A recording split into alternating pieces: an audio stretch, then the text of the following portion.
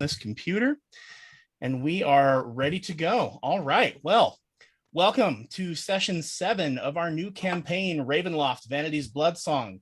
Ravenloft is the D&D classic horror setting, and as such, this campaign will include themes of horror. You have been warned. That said, we like to keep things PG-13 around here. And now we will go ahead and introduce our players and their characters, starting with JT. So we'll go JT, Tommy, Ben, John. Hey everybody, I'm JT. I play Anduriel. He is a vampire cleric of Naylock. And we were asked if what our theme song would be for our character. And I thought long and hard about this. There was a lot of 80s rock songs. Here I Go Again by Whitesnake. I mean, there's a lot of things, but I think I settled on Sound of Silence, but the disturbed version.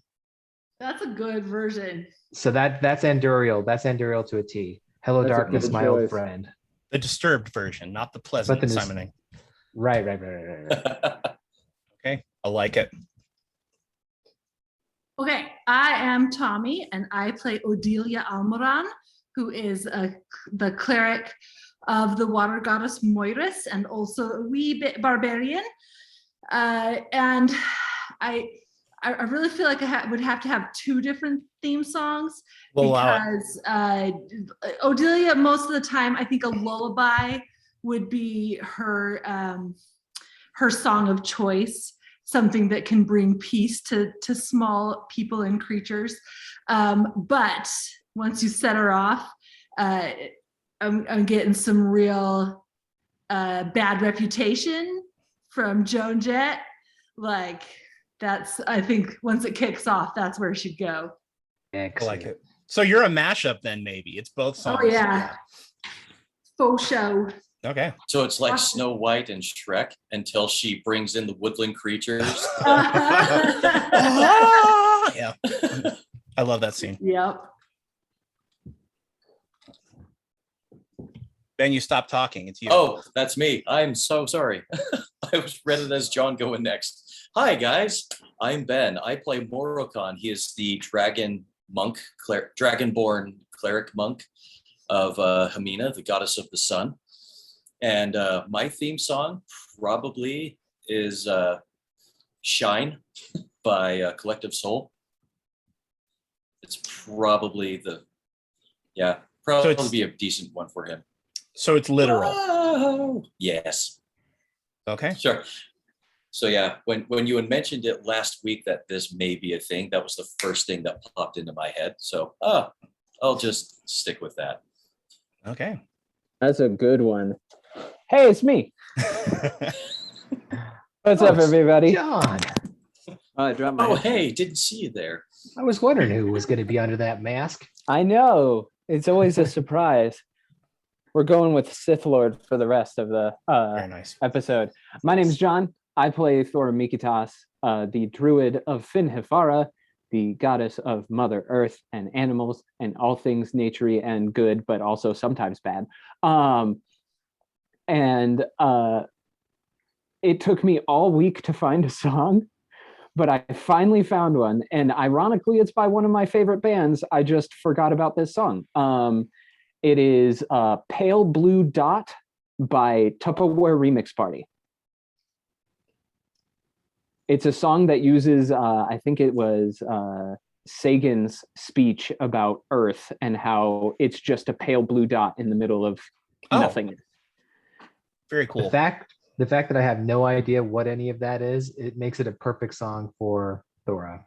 Facts. In fact, you know what? I'll find their song and I'll link it in the Facebook chat so you guys can hear it later. Yes. Yeah, do that. That would be awesome. I like it. I love that little speech by Carl Sagan. Oh, it's so good. I like it. And they use it in the song to kind of like tie the whole thing together. It's really cool. And I am Sage of Sorcery, your humble dungeon master, also known as Matt. I don't really have a character in this at the moment, but if I had a song, it would probably be Psycho Killer, at least for this episode. So no pressure. No pressure, no worries, and we'll go from there. Promises. Yeah, promises. This is our Halloween week episode, so we're excited to be here. one of the primary reasons that we wanted to do this was because we all wanted some spooky Ravenloft fun. So we are all wearing a little bit of Halloween accoutrement. And we are happy to be here and happy to get going here. So hopefully this will live up to another bit of spookiness. And so I will go ahead and launch into the recap. Cue the music. Ooh. In our last game, the party defeated the Red Widows and awakened the next morning to find all the townsfolk returned to normal and everyone pretending like their nightlife as vampires was just a hard night of partying. Shortly thereafter, they were approached by Haradane Rosu, the town music teacher and luthier. Haradane promised information, but before he could speak further, 3 supermodels in red dresses approached and took him away. They also brought an invitation to tea with the Baroness of Port Revalria at Chateau Revalier. And so, after a very brief confab in the inn, we decided that we would follow her ladies in waiting to the Chateau Revalier to have tea with the Baroness. Anduriel, unfortunately, was unconscious for most of that, given that he was wrapped up in a poisonous web by the Red Widows, because JT wasn't with us last week. And so, in order to keep him with us, Morokhan was slinging him over his shoulder like a sack of potatoes. However, getting tired of that, Morokhan found a wagon, and he shoved JT in the wagon, and then he went ahead and shoved a pole into to Anduriel's back and into the wagon, and crossed his arms like this, so that it looked like he was sitting up with his arms crossed, propped up. And so In the back, Morokhan, in the back. Just down, just down Oh, your it's shirt. better than a stake to the chest. It is true. Yeah. Point. Of course, it might be a little disconcerting for a vampire to wake up with wood that close to his body, but I'll let JT emote on behalf of Anduriel, which ought to be all kinds of fun. So we will go ahead and pick it up from there. So Anduriel, the vampire cleric of Naylock, wakes up, kind of thump, thump, thump. You're bouncing along, and one of the first sensations you awaken to is a sore butt, and it feels like you're, that effort of riding a horse when you've been on a horse all day. You wake up to a sore bottom, and you realize you're bouncing along in some little wagon. You open your eyes, and you see your party members in front of you, and Morokhan is dragging you in a wagon, and you are propped up and attached to the wagon by a pole that's been shoved in your back. Okay. He's kind of shaking out of coming to you, like, what's it? For the love of Shadow, what is going on? Dragon, I blame you. I don't know what's happening, but I blame you. Oh, good morning there, sunshine. Don't sunshine me, you get me off of here. Okay. Yeah, well, yeah. I go. Well, it's nice that you're awake and your usual cheery self. I'll walk around and I'll pull the pole out of his shirt. Okay. Help him out a little. Probably a few splinters in the process. Yes, I'm my usual cheery self. You're your usual imbecile self. She's her usual short self, and you're your usual bug self. So we're all good. Very nice. I think we are. Sums it up, I suppose. Sorry, I can't. I'm mad about it. Are you sure you're okay? He's kind of like check, like what you do after you leave the theater, like checking his pockets. Yes, I think I'm all right. The triple tap. Yeah. Yes, I suppose. What's happening? Where are we going? What's going on? Well, you have your wallet and your cell phone and your car keys. So you have everything. As you check your equipment, the Leviathan's tooth is secure, and you see that your party is following a gorgeous woman in a red dress. I mean, she just looks like she is built like a brick. House. And she's wearing this beautiful red gown with one shoulder, just one shoulder, and a big red flower on that shoulder, and everyone seems to be following her. He's gonna say, as a matter of fact, actually, Dragon, I've changed my mind. Well done. I'm all in for this. This is fine. Well, We've been invited to tea. Tea with whom? The Baroness of this area. The Baron. How did that happen? Last I know, we were fighting spider people, and then now we're going to tea. Well, 3 incredibly obviously bad people invited us. And we are following them. yes, the situation isn't ideal, but we'll have to fill you in a little later. So just go along with it. I would be a little bit more disconcerted, but this is sort of our thing, isn't it? This is kind of what we do. So, okay. Lead on, Yeah, beautiful women who are crazy probably and going to try and kill us, and dragon you can come to. Does Anduriel say that out loud? Yep. Okay, so the woman who's leading you, Ilvara, looks back and over the shoulder, and she looks at you and she tosses you a wink that promises more in that one gesture than all the 1-800 numbers in the world. With that one wink. And she turns to Moralcon and she said, "Oh, he's awake. That's just delicious." Stop. Does Thora say that, or are you talking to me? Both. Can't. DM. Some slight metagaming going on right here. DM got a DM. Yeah, DM got a DM. Sorry. Got to do it. Got to drive that story. I do think Thora reacts kind of viscerally though. Mhm. Kind of above game. I've been thinking more and more on it, and I do believe he is just not sexually attracted to anyone or anything. So he's like seeing these beautiful women and just using their wiles to get under people's skin, and he's like, "Gross, stop." It's like, "You're gross, just cut it out."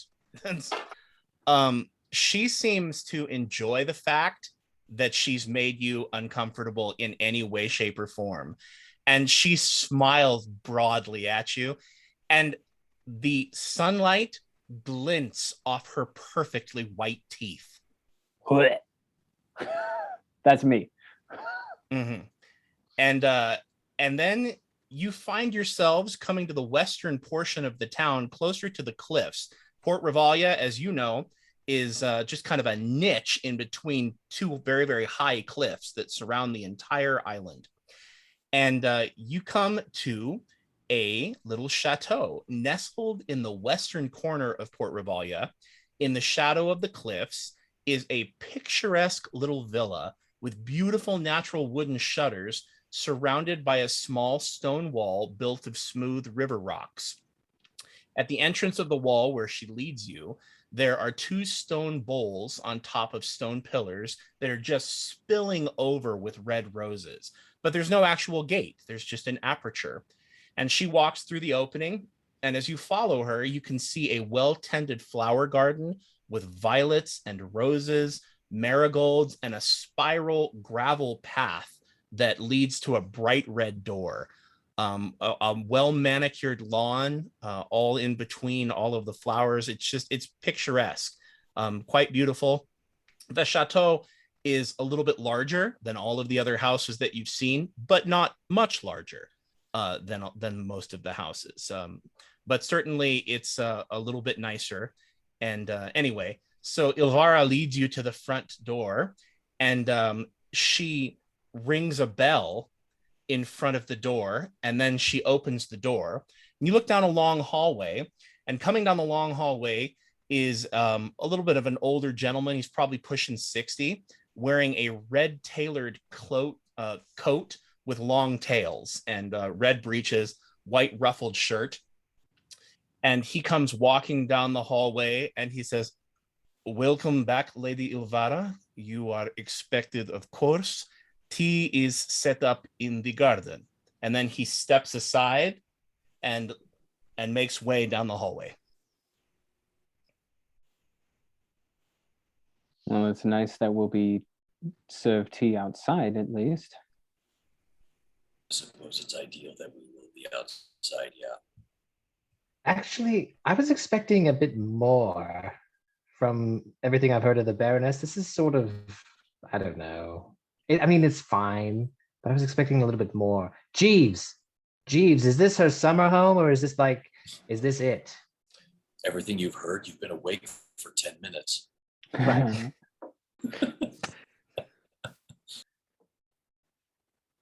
Nobody likes Jeeves? you very much. Morocon's starting to get a Okay. little grumpy because of Anduriel's surly attitude of waking up. Okay, And so finding that he's still in one piece and still with the party. And So Anduriel doesn't say anything for a minute, and Ilvara looks and she goes, "Look, he's speechless. You got him." And she just giggles.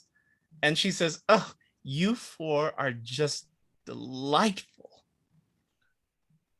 Well, come along." And then she walks down the hallway. All right. every word that those girls say, Moroccan just like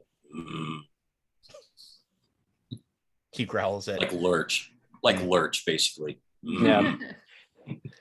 Okay, you growl at her, and she just flashes that wide, toothy, pearly grin at you, as though every bit of irritation is food to her soul. And she keeps walking. And as you walk down the hall, you hear somebody bellows. That's it! That's it! I have it! I have it! Primus, the leader of the Modrons, a being of ultimate law and order, gears, clockwork motion, perfect synchronicity. The Modrons, little machine men that march in perfect organization. And if there's anything vampires hate, it's a mess. I have it! I have it! And then you hear thudding, like someone's walking towards a door opening, and then Moroccan vanishes, which is really kind of strange. That wasn't expected. That was Now very who gets odd. a stick in the back, Moroccan? Okay. Oh, he's back, ladies and gentlemen, and he's sniffing something. I'm not sure what's going on here. Hi. Oh, you vanished. Are you back? Welcome. I guess I'm back now. Okay. That was weird.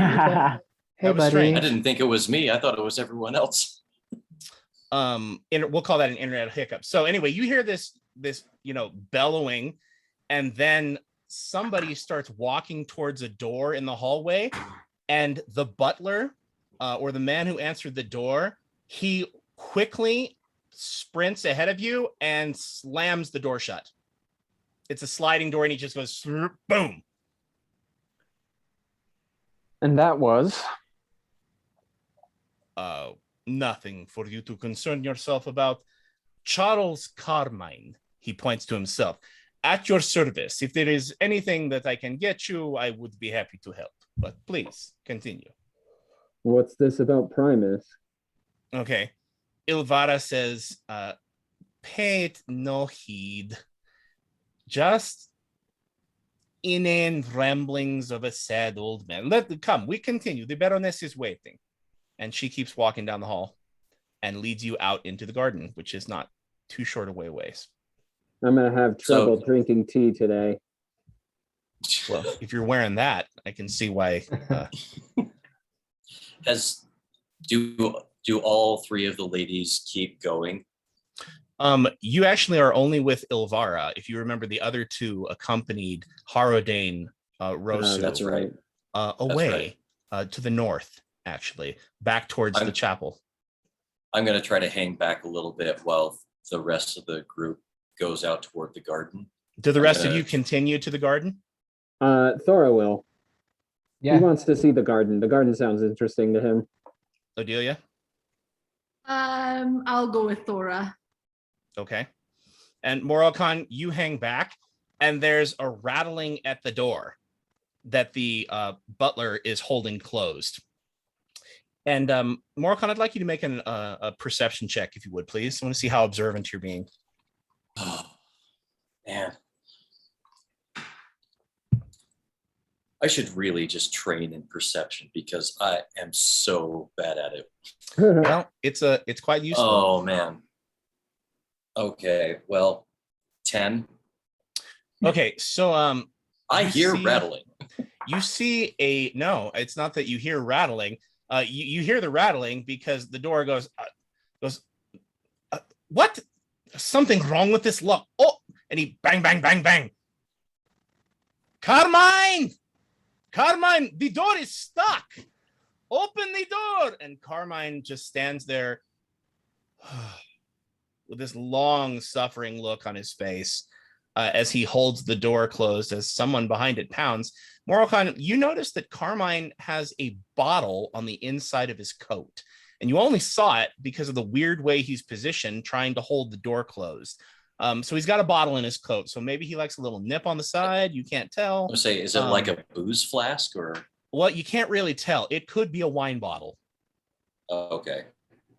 But anyway, that's all you were really able to see. Okay. But you stop in front of the door and he just goes like this. Please, the Baroness is waiting. Yes, she is. I promise you she will forgive my slight tardiness, but she is indeed a most gracious hostess. Indeed. Could you use a hand?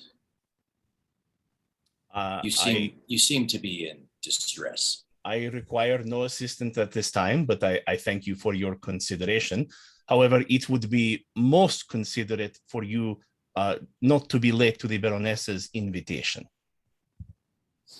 Oh, my party is not late for the invitation. I might be slightly distracted by some help that may be in need of my assistance throughout the estate. Okay. I'm trying to like move in closer to him because he's clearly like trying to hide something, and I'm not making it any. I'm making it quite obvious that I know he's trying to keep something from us. All right. He looks at you and he looks you and he shakes his head and he says, please, these are details that are somewhat of a delicate nature. Please do not embarrass your hostess. She is most gracious and most generous. This is not something that she wishes to focus attention on. You may find I am a rather forgiving person myself. I'll reach in and grab the bottle from his jacket and just open it up and give it a sniff. Okay. You're gonna have to make an attack roll if you want to grab the bottle from him. Go for it. It'll be half-hearted because I'm trying to not be threatening to him. Uh-huh. But well, just melee basic, right? Yeah. It's just a melee basic. It's a 25. Okay. So Moroccan. Picking on the old man. I'm trying not to intimidate him, but Okay. Moroccan, you snatch that bottle right out of his coat before he can even react. And he says, well, excuse me, give that back. And he tries to take it from you. It's a bottle. It's an empty wine bottle with a cork, and there's a note in it. Interesting. Well, you are your host is quite gracious, and you have been very helpful. I apologize for trying to help out whatever situation is happening here, but if he's still trying to reach, I'm going to do like that big brother thing and just hold his head back while he's like, right, Lord Helmet. Okay, right. So I'll just be, I understand this is a touchy subject, so perhaps I should resign myself to the gardens now. Strange that you take yourself to drinking paper. Okay. I'll He looks at uncork you. the bottle. And he says, I will have my bottle back. This is my last warning, or I will ring for the Rose ladies. Understand. I'll uncork the bottle, pull the note out, and hand him his bottle back. Oh. He takes the bottle and he I was like, love Quite, you. quite that gracious. And I'll that turn note- around and walk that away. is private. Give no.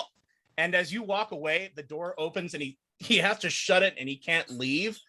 And he looks like thoroughly flustered, like he's not quite sure what to do. And he reaches for a little bell and he pulls a little bell out of his pocket, and then he's about to ring it, and he just he seems to think twice of it, and he puts the bell back in as you walk out into the gardens with everyone else. Quite gracious. As I look back, and I'll send a little healing word his way, just in case. Just in case he has a nick or a Got a hangnail? I'm wanting to make. I'm Sciatica? just trying to provide. I'm he's not trying pushing to be- 60. You want him to sleep without that hip pain tonight? I gotcha. Okay. Yeah. All right. Okay. I'm trying to be a jerk, but as nicely as possible. All right. So you hit him with a healing word as you stop. I mean, 5 squares away is about the entrance to the garden.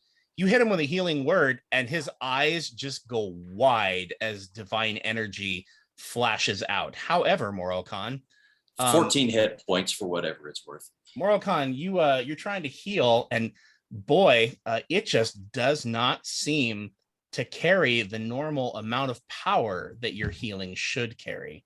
Anybody have the Flute of the World Serpent on them? Yeah, He I'm does. carrying it. Okay, never mind. It hits him like a whammy. Okay, so there's a beautiful golden flash of light, and his eyes go wide and his jaw drops. And his mouth goes, and then the door opens a little bit and he has to slam it shut again. And I give him a little wink, and as I walk out to the garden. okay. So the rest of you walk out to the garden and you find quite a lovely setup. The garden is easily as big as the house floor itself. And it has 3 main planter areas that you can walk down, and 3 kind of grass alleys that you can go down. And inside of the planters are all kinds of different plants.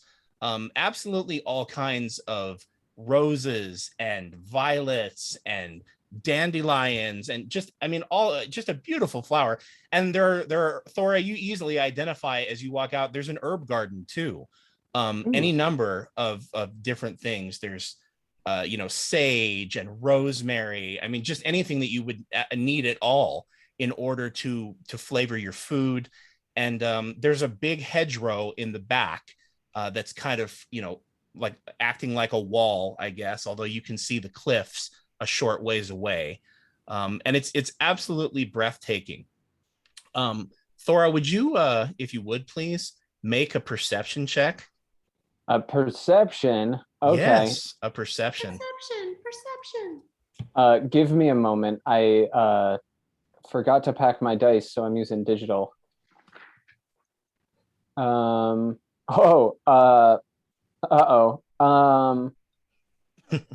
Plus 15, 27.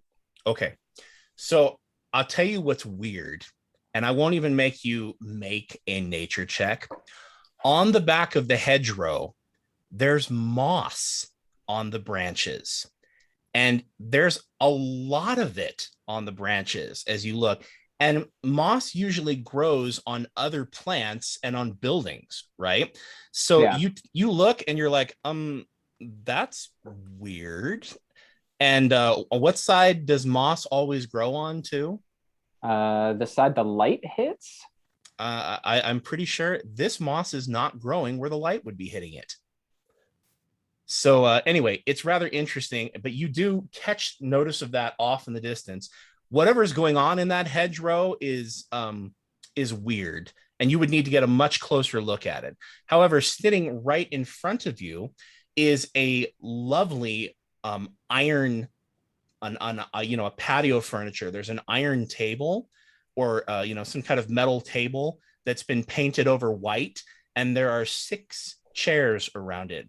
And sitting at the kind of head of the table, the part closest to the gardens, would be a woman with chestnut brown hair piled up back behind her in kind of a top knot with ringlets of hair like Nellie Olson style down the sides, just impeccably groomed, with some thick dark blue eyeshadow and red lipstick, rouge, tastefully done, but quite obviously a manicured appearance.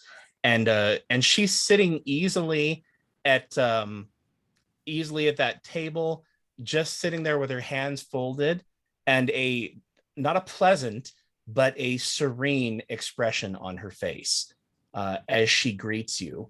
And she looks up and she waves like she's giving the Cinderella parade wave.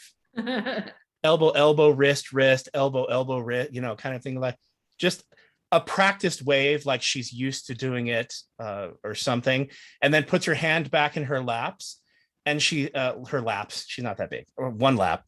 She puts her hand back in her lap and she gestures to the chairs and she says, "Please come in, have a seat. It's so pleasant to have company." We are. Can I do some kind of like an insight check to catch what kind of vibe we're pulling off of her? You can try to take a general read of her and see. Can I see what kind of background music is playing as we are intro to her? Well, if you want to figure out what you think her song might be, you can. But what you're hearing right now that you're back outside are the sounds of the harbor. You can hear the harbor and the ocean in the distance. All right. That would just be a 14. So. Okay.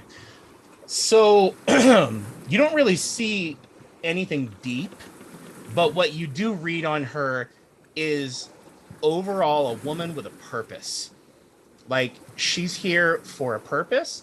She has something to accomplish, but you can't really tell much more than that, other than the fact that she is a purposeful person. And that's it. Maybe it's good, maybe it's bad, maybe it's somewhere in the middle, but you can't really tell at this point. Thank you for the invitation, Baroness. We're happy to be here. You've gone out of your way to find us. What can we do for you? You obviously know who we are. Well, I actually don't know anything about you, and that is why I have invited you to my home. You see, it is a custom for the nobility to invite guests who stay in Port Revalria for any length of time to come and visit the Chateau de Revalrier. It is, of course, a house that belongs to the town, not a house that belongs to a person, and as such, we often receive guests. What ship did you come in on, if I may ask? The lady's errand. That one. Ah. Sorry, Or perhaps I honestly couldn't perhaps remember. you might know it by another name, which I can't think of off the top of my head. The lady's. The ladies. Ladies' respite, isn't it? No. It was something more nefarious sounding. Yeah. There were multiple names that you read on the side, Odelia. So, Odelia, you can go ahead and make an insight check again. You can all make an insight check and get a good read on her. Thank you. Insight, you say? I do. If you're not trained, half your level and your wisdom modifier. 13. What'd you say, Odelia? 15? 13. Okay. 9. She takes it in stride. 22. She seems to take it of interest. With a 22, Anduriel, you can tell she took note of that when you said the lady's errand. And when Odelia said, perhaps you know it by another name, her eyebrow just lifted ever so slightly. She knows something ain't right about that ship. You're reasonably sure she knows more about that ship then she seems to be giving away. So he's going to ask, yes, the Ladies' Errand. When's the last time the Ladies' Errand was in port here? Oh, well, it was not too long ago. The Ladies' Errand makes the journey from Aquanosha to our fair country at least once a year. But sometimes we get them coming back. They will occasionally bring the odd Jeshini spice, or they will bring furs, or sometimes they will bring visitors to our fair shore. But it is infrequent. We never quite know when to expect them. But we are always happy to receive them, as we are happy to receive all visitors. How well have you ever met the crew of this ship? How well do you know them? Well, I do not associate with sailors very often, but I have met the captain before, yes. It was some time ago. But I don't work too much at the docks. I prefer to let my son... Man. What did she say? Just that he's a very interesting man. Very unusual. Well, he's a bit rough around the edges, I would say. Would you not? But please, let us have tea. I have a lovely oolong, or I can, of course, also make lavender. What is your preference?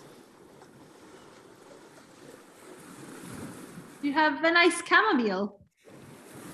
I can supply that as well. That's what I'd like. Is that all of your preference? So wholesome. I suppose I'd go for an Earl Grey. All right. She rings a little bell, and in just not even a minute, another one of the Rose ladies walks in that you have not seen, and she looks up and she says, "Samira, darling, would you be so kind and please retrieve the Earl Grey and the chamomile as well? We will need a little wider variety than I anticipated." And she looks up, and her hair is braided in a thick braid that wraps around the front, and she's got flowers, red flowers braided up in her hair, and she's wearing another stylized red dress, and she looks and she says, "Oh, but of course, Baroness, I will be back immediately." And then she looks at all of you, and she looks at Anduriel and goes, and smiles, and then I know. she sachets back in, and the Baroness turns to you and she says, "Well, please, we will have tea momentarily, but please help yourself to anything you like. The butter sandwiches are particularly delicious. And of course, I have pastries. These come from, I can't remember the name. Grab map and swear I'm word. getting cold. It's not on the map. Arby's. They come from Arby's? They come from Arby's, yeah. Yes. Known for their pastries. Yeah, she says, "I have a wide variety of pastries from Lucia and Marcos's bakery, of course." Oh, that's better. She says, "You will not find better. That Lucia, she could talk the hindquarters off of an elephant." But she is a lovely woman, a deft touch in the kitchen. And then she says, "Please." And then she picks up a little buttered sandwich and takes a bite of it and just goes, "Oh, so good. Just lovely. You will forgive me. I'm a bit famished. I skipped breakfast this morning." And then she just wolfs down that sandwich and doesn't look like she, pounds it away regularly. She has a rather trim figure, but she certainly relishes her food. Before grabbing anything, Thor is going to get up and go over to the herb garden and see if he can find some mint. You can absolutely find some mint. Awesome. And she says, "Oh, I'd be happy to give you a tour of the herb garden after tea as you walk away." That's 100% fine. I noticed where things were and what you had. I just wanted a little mint for my lavender tea. She looks at you and she says, "As you will." So Odelia is going to get Handsome Barrett situated at the table. Okay. And let him go to town. And she says, well, come now, please. So many questions. First, we do introductions. I am the Baroness Seher Barbanegra. You may call me Baroness Barbanegra or Baroness, whatever is your pleasure. And she says, and your names, may I ask? Well, My I'm name is- Odelia, and this is Barrett. She nods. I'm Anduriel. She nods again. I am Moroccan. Crushing mint leaves between his fingers into his cup. Thora. She says, you are a most eclectic group, are you not? From so many different places. And Moroccan, she looks at you and she says, unless I miss my guess, I hear a little undertone of New Tarsa, no? You are a countryman, are you not? I am. This is the first time I have ever been to this part of my land. Moroccan, you don't have a New Tarsa accent, okay? Your family's dragonborn, and if you have any speech pattern that's related to a thick Vistani accent, then you didn't know. I mean, not that people don't often know, but Given my stellarly high passive perception, I wouldn't have noticed. it's impressive. And Anduriel, she looks at you and she says, and if I do not miss my guess, you are from the Adari Republic, yes? What makes you say that? Well, it is your manner of speech. You speak in such a linguistically distinct way. If you say so. All right. And she looks at Odelia and she says, now, if I had to guess, I would venture that you are from the island of Arcantor. Perhaps by way of Aquanosha? Well, that's very perceptive of you. Language is a passion of mine. And she looks at Thora and she says, and you are from many places, are you not? To put it mildly, yes. And she says, fascinating. You are welcome guests here in Port Revalria. I'm so pleased to see you. What is it that has brought you to our fair shores? Have you been sailing long? Are you away from home long? We are representatives of the Divine Fellowship, the Hallowed Council, whichever name you may have heard. And we are traveling on business from the voice of that council. Oh, I see. You are priests then, are you not? We Oh, are. yes. Moroccan just nods. That is fascinating. You see, the only priests we have here is the Countess Everana. And of course, we have no need of priests as she prays for us to the gods. And we have had nothing but peace in our communities for hundreds of years, ever since the day of intercession. We have had no need of priests, so your presence here is quite interesting. Not necessarily needed, of course, but very interesting. The Countess, she is a wonder, no? She has brought peace to our entire island. Yes, I've heard. What is she doing about the vampires? What vampires, you say? You are looking Yes. for vampires? Oh no, they found us. It wasn't very hard. There's no need to look. You say that you found vampires here on Desmere. Yes. Okay. Sheila, yes, Odelia? Do we believe her? Well, I don't know, Odelia. Would you like to make an insight check? I would very much like to. May I? You may all make an Please, insight check. Please. I will roll as I always do when you ask to do that. Dirty 20. Okay. Hold on 17. one moment as it goes. I don't know why I bother. It's a 7. Moroccan, you look at a B. Natural 10, 27. Okay. Thora. Thor's built for like 2 things. Everyone else, you are she seemed genuinely shocked. Thora, you just catch this look in her eye where you're like,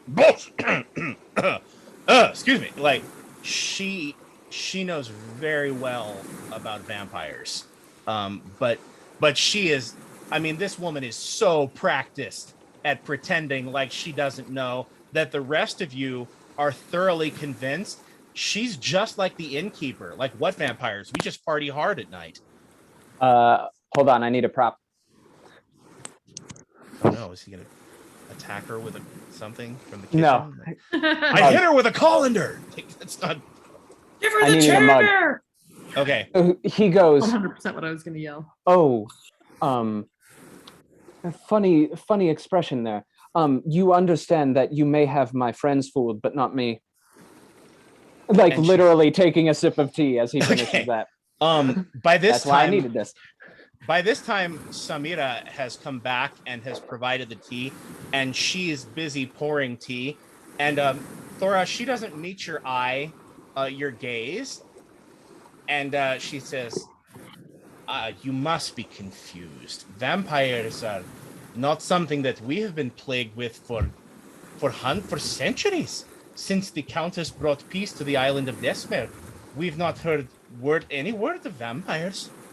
Madam, You say that is incredibly fascinating. But we saw 24, 3 chasing us through town last night.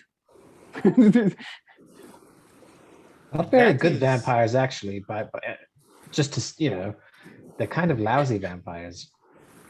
Okay, so she goes about pouring everyone's tea, and she changes the subject by asking you which you'd prefer. So she turns to Odelia first and to handsome Barrett, and she says, "And which tea will the little gentleman be having?" Could he just have some milk, please?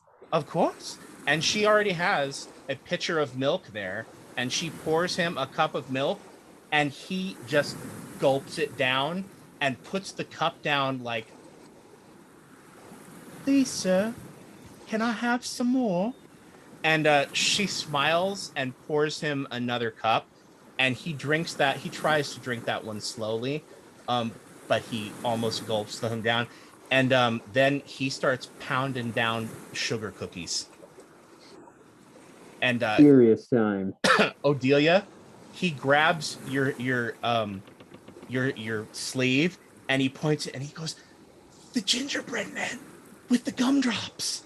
And she points to, there's a plate of them, and he wolfs one down. He's talking with his mouth full, and Baroness Barba Negra looks, and she goes, "He has quite the appetite, does he not? Now, let us get back to this business of vampires, you say. You say you fought dozens of vampires? Tell me, however did you manage to survive?" We were chased by dozens of vampires. We're pretty good at what we do. I myself hunt the undead for Naylock. You may have heard of him. And the rest of our crew here, well, we're a bit formidable. And so, yes, we escaped, did some damage of our own. This is nothing new, but they're definitely vampires. I see. And she As looks he into her talks like teacup. he's the Orchid Man, like he's the Yeah. exterminator. He just looks into her teacup. And if I may say, madam, if my associate here is telling us that you know more than you say you do, he's generally a good, other than when he had us follow some random bird, otherwise, very good judge of character. So I must insist you, And carrots. I mean, he can tell a good and one. that too. But you must tell us what you know about these vampires. It's sort of a plague on your city, is it not? And she says, My, these are very intimate questions that you are asking. I am, of course, inclined to be a gracious hostess, but you would not object if I asked a few delicate questions myself. We're not here to discuss the weather. Very well. In which case, where did you spend the night? Well, we tried to stay in your inn, and that was a right disaster. Well, I To put find it mildly. the Divine Dragon to be a most hospitable place to stay for the night. During the Lombardo day, it was quite hospitable. Lombardo keeps beautiful rooms. Why was it so dissatisfactory? See aforementioned vampire infestation commentary. Going full Sith over here. I'm just like, And staring at her. yeah. There's Vampires. he is watching her for any shifts. He's literally like, I'm not participating in this conversation. I'm waiting for her to lie again. Okay.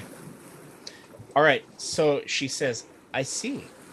And so may I assume that you are the ones who killed the farmers? She says, you are the one who killed the farmer, Regino? Did we I kill the don't- farmer or the fisherman? No, you killed the farmer. Okay. Who did we kill? Yeah. Who did we kill? Good question. You didn't know his name, but she seems to refer to him as Regino. I don't And know she if that says, we did destroy a vampire that attacked us last night. Yes, if that happened to be that individual, then yes. We certainly had no desire to do so. We were protecting our very lives. Indeed. And the says- lives We're of a having quite a child. pleasant evening. And she looks down at handsome Barrett and she says, indeed, he appears to be unharmed. Well, let us speak plainly then. Yes, I am Oui. aware that the evenings in Port Revalria can be somewhat strenuous for a visitor. And so,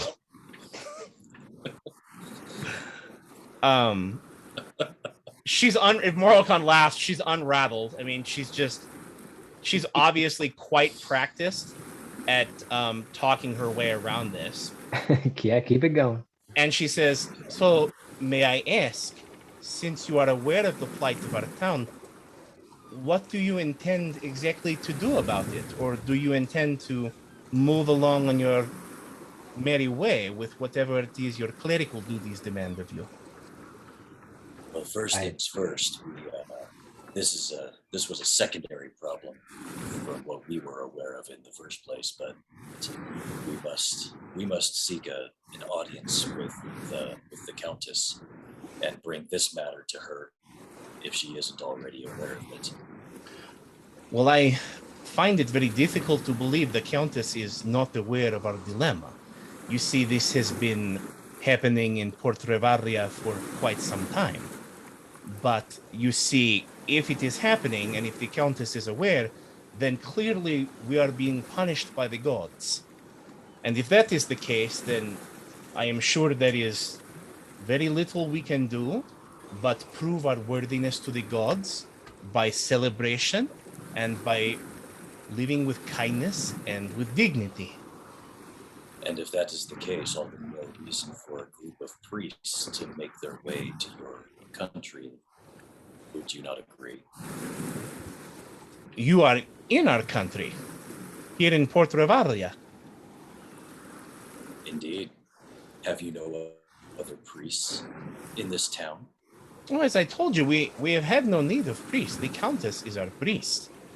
She is the only priest we have on the island and all that we have needed. I do not know why she has permitted this to happen to Port Revalria, but I can tell you that if she has, it is because we have earned this curse, and it falls to us to prove our worthiness to undo it. And when we do, I have no doubt that she will banish this curse herself. Unless, of course, you all intend to do something about it. I Well, mean, I we wouldn't could only- mind. We can only help those who want help. It seems as though we could very much help your town, but nobody in your town is willing to step out of denial long enough to allow us to do so. She acquiesces with a nod. She says, you must understand that what has been happening here in Port Revalria has been happening for at least 2 generations. Our people have become accustomed to their plight. They do the best they can and they cope in the ways that they are able. would you have them do otherwise? Would you have them walk around in mourning and sadness, or move on with their lives as best they can? Well, first things first, it wouldn't be too bad of a start to allow some foreknowledge for strangers that visit Port Revalria to have a heads up maybe that they could be killed in the middle of the night. All right. She nods at you in acquiescence, but that's all she does. Your point, madam, is well taken. You can see where we are. We would love to stay and help. If there is a way that we can. It seems to me that a group of people from the Divine Fellowship, the Hallowed Council, are perfectly suited to help with this problem if such help was wanted. But if it's all down to the Countess, and she is unattainable to the common person, I don't know what we can do for you. Well, you are welcome to travel to Castle Summertide, but the wilderness of Desmer is meant to be a testing ground, per se. We do not travel the wilderness on a whim. There are only certain times that we can go. And so... Hey, what's wrong with it? It is infested with many wild beasts. It is most dangerous if you are not traveling with a prearranged caravan to Striganesca or to Goldenfield. And are there any caravans that will be leaving anytime soon that we could travel with? Well, as I said, let us share the questions. Where did you spend the evening? Part one, the abandoned chapel. Part one we did at the inn. Didn't go so good. Ran after the bird. Ended up at the chapel. You say you ran after a bird? Yeah, some sort of swan or a duck or some sort of... It was a swan. Pigeon, I don't know. You must be very careful around the swans that populate the island. There are not many left, but the entire breed seems to be infected with some kind of madness, a sickness that they share. They are most poisonous and deadly to the touch. If you see one, I would advise you to kill it immediately. Didn't this one lead us to that church with the spider women? Because if so, I'm inclined to agree with you. She gestures to Odelia, and she says, "They are nefarious creatures. I do not know." Check. Go for it. And I will make a bluff check regardless.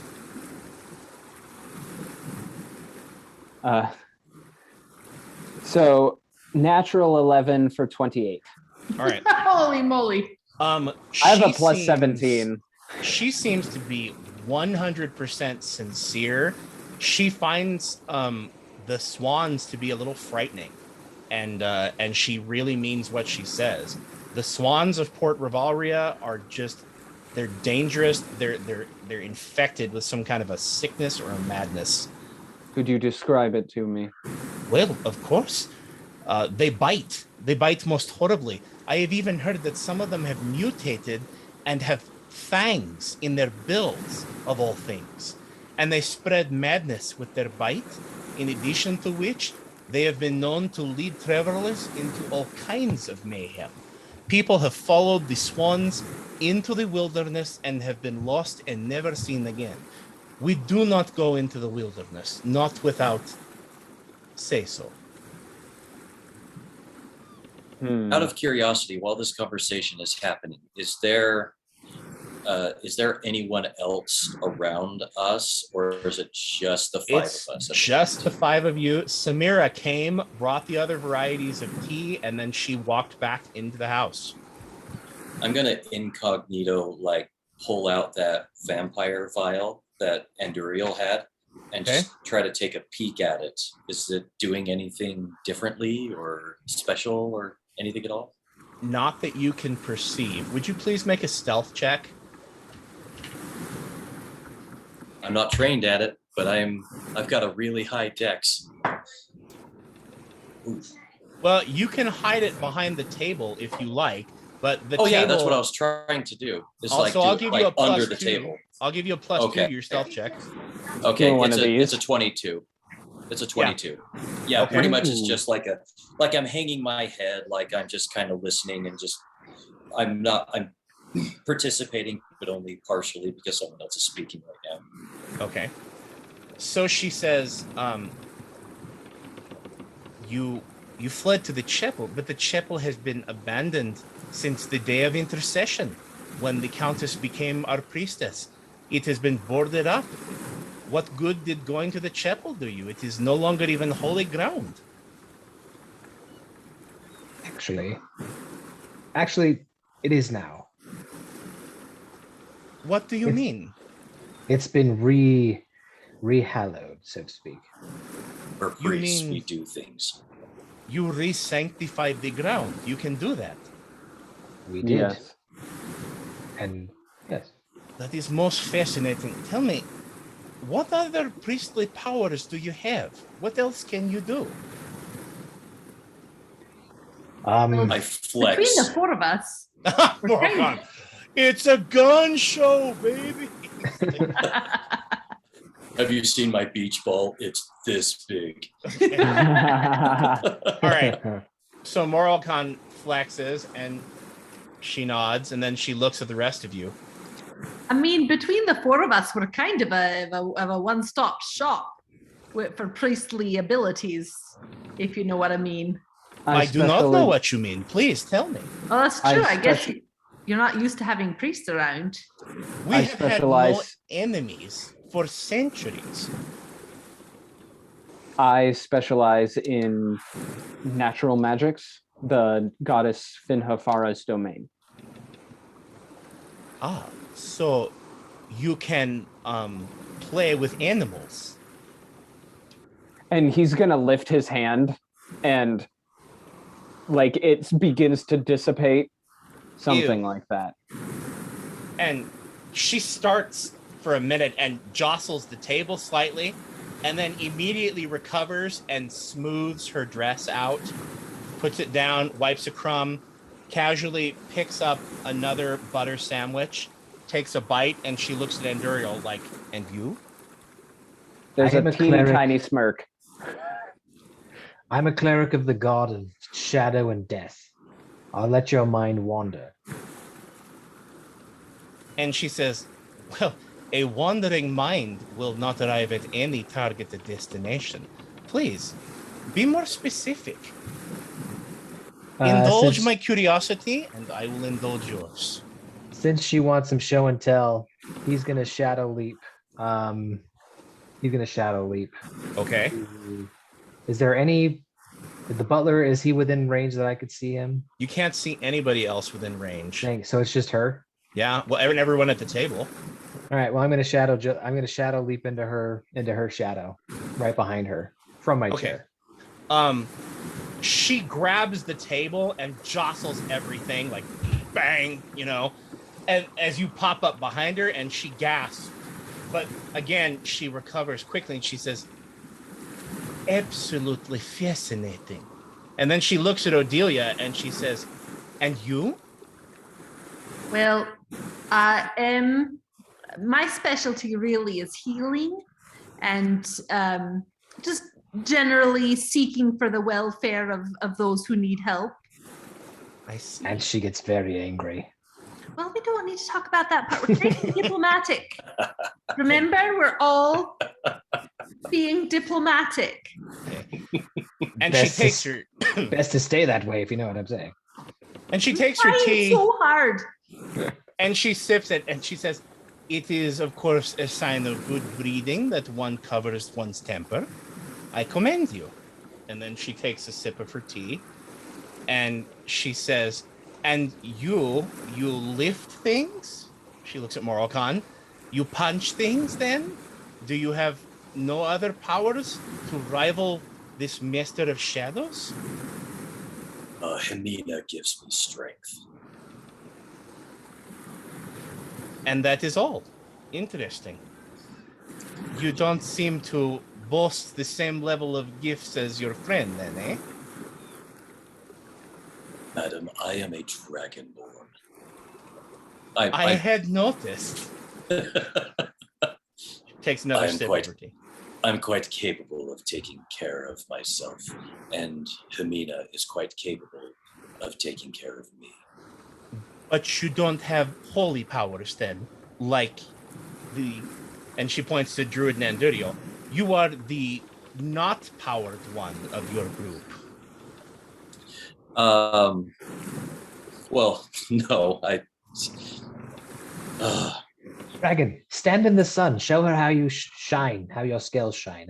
It's beautiful, really. Ooh, that's a good one. And I stand up. I'll go into the sun, and I'll do like a. You see?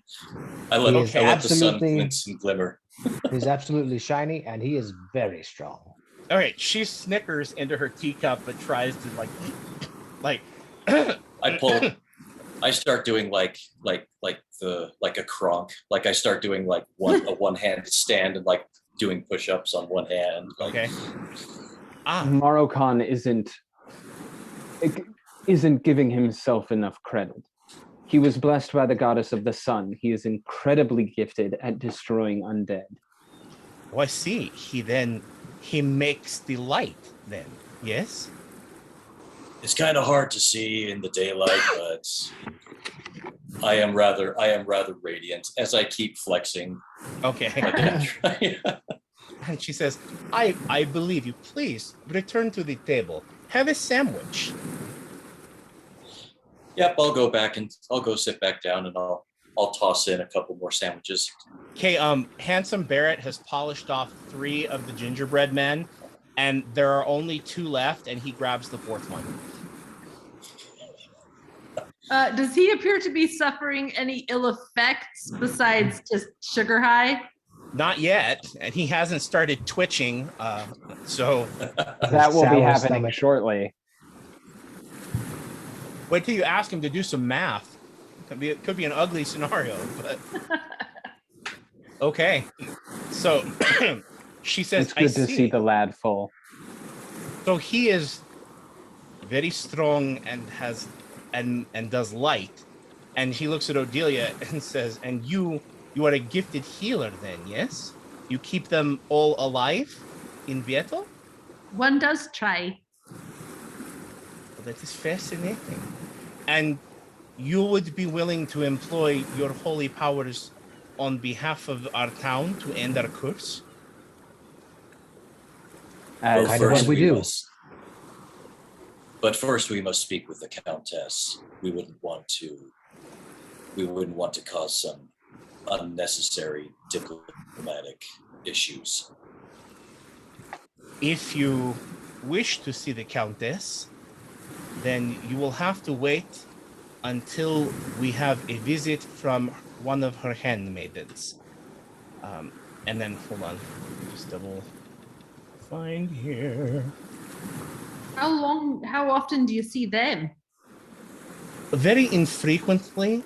The Countess has a handmaiden, Lady Angelis du Morny, who travels across the countryside bringing word from her and bringing information to the Countess.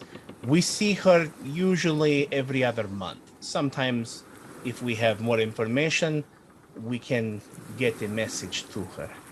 But you understand that it is my belief that we are being tested, and that if we are to be freed from the curse, that we must prove ourselves wise enough to take action. And so I would ask again, you are not willing to use your holy powers in defense of the innocent. I don't think anybody said that. That's That is definitely not not what at I all. was saying at all. That's sort of our thing. That's what we do. Well, if you are willing to put yourself in the way of harm, and you say you have fought vampires before, and you obviously survived the night here in Port Revalria, then I would beg of you assistance. You see, the one who has cursed our town lives here within the town itself. She is Madame Desteria. She is a Vistani Seer, and she is also a vampire. She is a monster. Our entire town lives in fear of her, and I myself am under her thumb. I am very limited in what I can do to act, and it is she, in fact, who tells us when it is safe to travel out of the town. It is by her visions that we are to travel. If you were to destroy her, I believe our curse would be ended. What has the Baroness done about this? Nothing, apparently, but why? I am the Baroness, and I have not Sorry, the been able... Countess, I apologize. She says, the Countess speaks through Lady Angelis. She has come. We see her usually once a year at a particular festival or other time. She is a miracle worker. She has healed. I have myself seen her healed Imador Popa's daughter. She walked with a lame, in fact, ever since she had the wagon accident.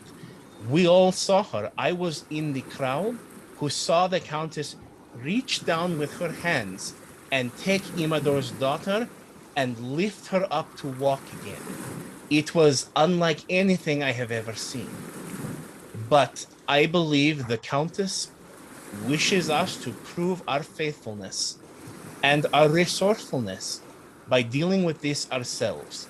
She must be aware, and if she is, then it is up to us to try to prove ourselves worthy of being cleansed of this curse. I believe that you may have been sent here for us to do that. Will you help us? Well, to be honest, I don't think much of your Countess, but yes, we'll help you. Okay. She says the Countess's ways are not to be questioned here on the island of Desmer. Oh, Do you not know that it was she who brought peace to our warring people in the midst of the shattering era? There was no food. There was no food. Okay. I'm sorry, lady. I've heard many things since we've been here about the Countess. She walked the battlefield between the Vistani and the elves, and it was by her song that golden wheat and fruit sprang up from the ground and ended the conflict. Yes, and she created music, and she created whatever. Yes, we'll help you. She did. She brought her, yes. music to the entire island. I cannot wait to meet her one day and tell her how unimpressive she is to me. All right, she says, ever the tactful diplomat, Enduriel. Thora will chime in. Now, we have agreed to assist you in your endeavor. We would love to know a little bit more about one thing in particular. At least I would. I'm sure my companions have some other questions. Where's the luthier, and what are you doing to him? The luthier, you say? And she Yes. says, at this hour, I imagine that he is preparing for the revelry hour. He was dragged here to your place. Actually, he wasn't. He was dragged back. Wasn't? He was dragged back in the direction of the neighborhood by the chapel and the park. Gotcha. Well, he was taken away by two of the women who I've seen around here. You mean one of my rose ladies? Yes.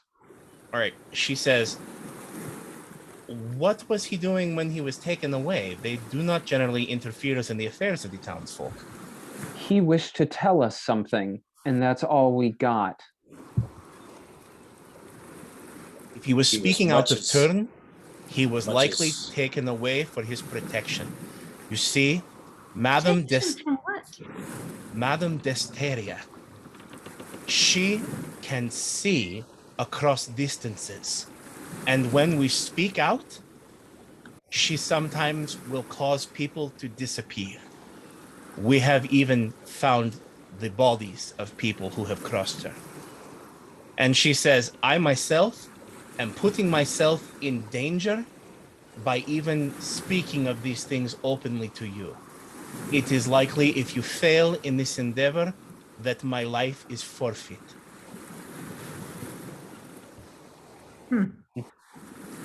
Insight check. Sorry. Okay. Both Thora and John are like, this sounds sus as heck. Okay, make an insight check. I rolled the bluff check I always roll, whether or not they're lying. Math.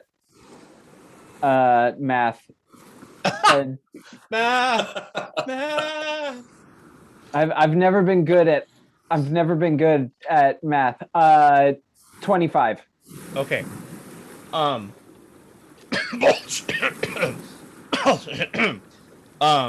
She is lying through her teeth. Madam, I did believe I asked for no lies. Okay. She says, you will have to forgive me if I am reluctant to trust you with all of the truth. I must protect my people to the extent that I am able to do so. But this much is true. Madame Desteria is a vampire, and she preys upon the people of our town. If you kill her, only good can come from it. You understand why I, in particular, am hesitant to trust you now. And she says, go ahead. Yes, Thora, what about that bitch she just said about she's a vampire and if we kill her, that's good? Like, is that true? Do your thing. Hold on, let me check. We also know it's all right. We also know that it's true that the rest of the town are vampires. So, all right, Thora, go ahead. Par for the course. Go ahead and make an insight check. I rolled a natural 18 for 35. Okay. She is telling, when she says that Madame Desteria is a vampire and that killing her can only be good for the town, she is 100% telling the truth. Okay, and Duriel, that much is true. And he's basically like sitting there like I am right now, just making perfect eye contact. Just like, okay. He is not the most comfortable person to be around. She just kind of frowns and puts her hands in her lap and closes her eyes and shakes her head. She says, you realize that by sharing this with you, I have put my life at risk. I do. And I am very concerned about you, but we need to know the whole picture. Now, if this is all we need to know about this Vistani woman, great. But I'm concerned that our luthier friend, who we only just met, is dead as a result of choices that someone made. And she says, the Rose Ladies would never harm a member of the town without my say-so, and I have not heard about any conversation yet with the luthier. Can we speak to him? Can you talk to your Rose Ladies and arrange a meeting here where it apparently we have some measure of safety, and we can find out from him if he can corroborate your story. And she says, if that will convince you to rescue us from the depredations of this Vistani vampire seer, I will arrange it if that pleases you. We already agreed. I simply want to know what happened to our potential friend, someone who seemed to need help. If he was taken away by one of my Rose Ladies, then it was to warn him to be silent. As I said, Madame Desteria can see across distances. She spies on the members of the town.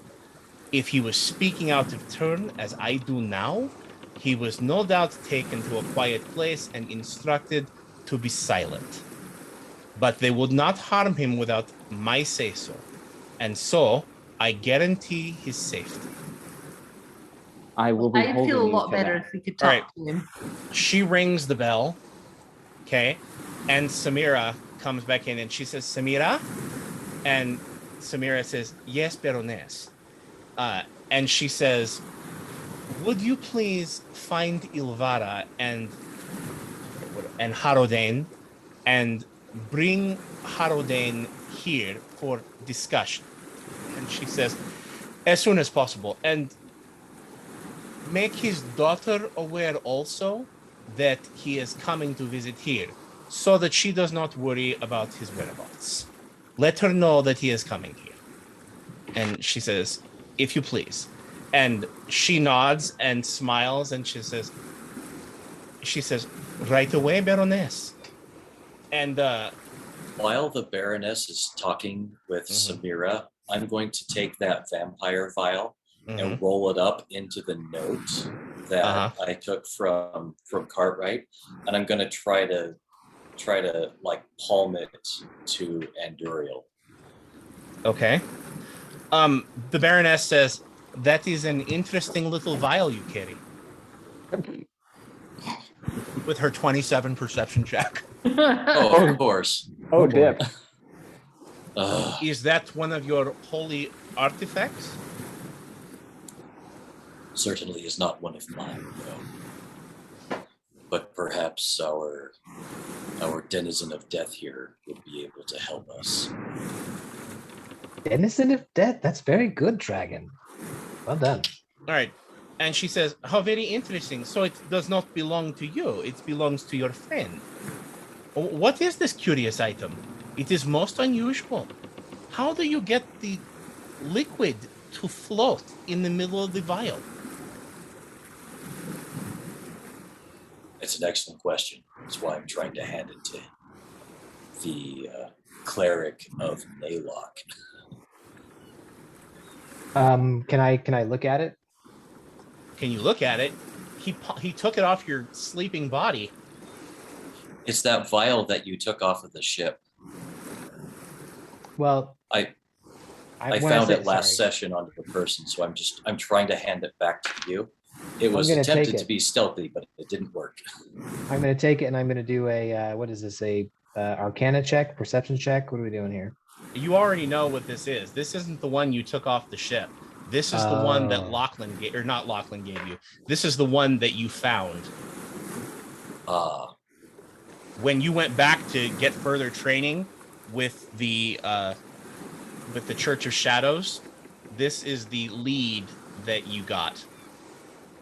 Okay. If you remember what that is. If not, I can refresh your memory. But we've run into it in the other campaign, so you remember who carries it. Okay. all right. This was absolutely useless. No. That, if you do an insight check, is not a lie. All right, I'm going to quickly message you. Come on in, Chris. Great, little visit from the child. I'm going to quickly message you. Oh, and Hi, Chris. there's a boy on his way to bed. What's up, Christopher? Say goodnight. Good night. Although I don't Night, know. buddy. Hi, Chris. Yep. Okay, off to bed, son. Okay, when the girls come home, I'll have them bring you the phone so you can have Spider-Man stories, okay? Sweet bean. There is nothing more fun than listening to Spider-Man stories as you go to bed. It does sound awesome. All right, JT, I just sent you a message.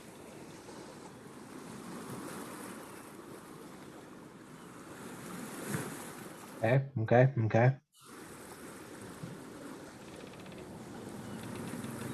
Oh my.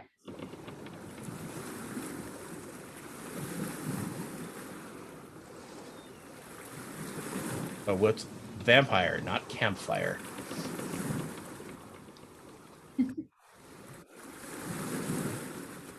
Oh.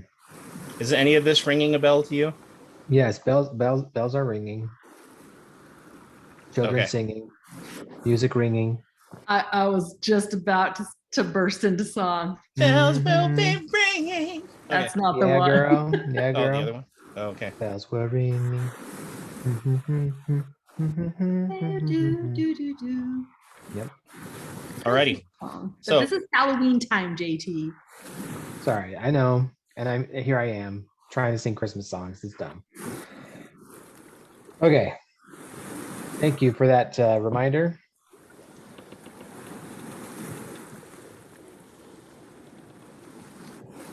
This was on the vampire priests. Yeah. Okay. Let me see if I can open the document that has the. Yeah. Okay. I don't know exactly. So thank you for handing that back to him, Dragon. That was great. This could. I don't know if this will help us in this particular endeavor. No. Sorry. Okay. Do you want me to share what you know, or is he deliberately being obtuse? He's kind of. This lady's kind of making him nervous, but you know what? This is not the only person that they've helped that has not told them everything. So why not? Just yeah. He'll give them the download. Okay. So Anduriel tells you that what this is it was a vial that was carried by vampire priests of the vampire god Canchelsis. And they treated it like it was a projectile weapon of some kind, and like it was at the same time like a holy artifact. And these vampire priests were spotted in New Tarsa recently, and one of these was taken off of the vampire priests intact. And it is believed that these vials might contain a drop of the blood of the first vampire, Namithet, whom we are tracking. The Church of Shadows believes that this vial may somehow lead us to the first vampire, but they don't know how it might do so. Yeah. He's like, as you can see, thank you, Dragon, for returning this, but I don't know how it helps us on this particular errand. I'm going to keep it with me as we travel. All right. She looks and Good she enough for me. says, so you were not telling tales when you said that you do hunt vampires. That is well. It is my understanding or my belief that Madame Desteria is a vampire among vampires. Meaning she's sort of a big deal or something? I would expect you to find her more formidable than other vampires that you may have faced. She is no simple, mindless spawn. Fair enough. Because like Anduriel said, the vampires we fought were not especially good at being vampires. She says, no, they are simple townsfolk in the throes of a malevolent curse. And once Madame Desteria is slain, it is my belief that that curse will be ended. We must drive the evil that is in our midst out, and your appearance here is the first chance that I believe we have had to do so. You could be freeing generations of our people to come from this curse. We're all in for this. So I suppose the next thing we need to figure out is how you are going to help us accomplish this. You've got skin in the game now. It's in your best interest for us to succeed. How can you help us achieve this, knowing that we'll take care of the heavy lifting per the usual? I can tell you where she makes her lair, but more than that, we do not have the means to defeat her. We do not have warriors amongst us. We do not have combat skills. We do not have priestly implements. That is why we have been under her thumb for so very long, and why our children will be under her thumb as well if she is not slain. Are other towns on Desmere under the same sort of curse or anything similar? I have not left Desmere since I married my husband and became the Baroness. But when I left Striganesca, it was as prosperous a town as you might find. This is a futile effort, but insight check. Okay. I don't know why I bother. Okay. Well, It's a 12. she seems to be telling the truth. Striganesca is a city. It's the only city in Port Revalria. You already know that. And And she says it's not afflicted like Port Revalria is. Okay. Well, I don't know about the rest of you, but look, this needs to be done. We're the Divine Fellowship. We're the Hallowed Council. Let's do it. I agree. Yes. May- Yes. Agreed. May the prayers of the Countess go with you as you seek to drive Hey. this evil from our land. Thora is going to put a well. hand on the table, and as he lifts it, one scarab is going to be left, and he's making dead eye contact, and he's going to say, if anything happens, anything at all, if you remember anything about this situation, tell it to this. The message will get to me. And I'm going to give her my animal messenger. Okay. She looks at it. You want me to speak to a beetle? Trust me, he'll understand. She says, where do I put it? Oh, he'll be around. All right. She's like, ugh. Oh, Actually, you must put it in your hair, and that's where it has to live. His name is Gunter. okay. All right. She says, will you go to slay the fiend now, or do you wish to wait until Harrowdane comes? I'd like to get his information. If he has any additional information that may be of help, then I'd like to speak with him first as well. How You long is are it going welcome to take? speak to him if you like, but I have now told you everything that he knows. In fact, it is likely that, like most of the townsfolk, he does not know what happens to everyone at night. The people, they lose their memory, you see. To them, it is like being afflicted by nightmares. They do not know what happens. Our interaction in the inn doesn't really jive with Moricon, so I'm going to try to Hit her. I'm Just inciting. gonna punch her. another insight check. Okay. I will be too. That whole sentence was sketchy. Okay. 8. Seriously, no. I don't know why And Moricon is so bad at this, guys. Oh no! He tries so hard. Oh no! I got a 3 on the die for a 30-20. okay. She welcome to 11th level. She seems to be telling the truth again. The people of Port Revalria don't know what happens to them. They, as far as Harrowdane told you, midnight hits and then boom, everybody goes vampire. Okay. But Harrowdane knew that. And Exactly. she's telling you that everybody else doesn't really know what happens. It's like a nightmare to them. But she doesn't seem to be lying. Okay. So she doesn't know about what Harrowdane knows? Madam Baroness, if I may ask, since we're being somewhat personal. All right, she Are touches your you- arm and says, just Baroness, please. Baroness, are you afflicted with this same curse as the rest of this townfolk? She says, oh, of course I am.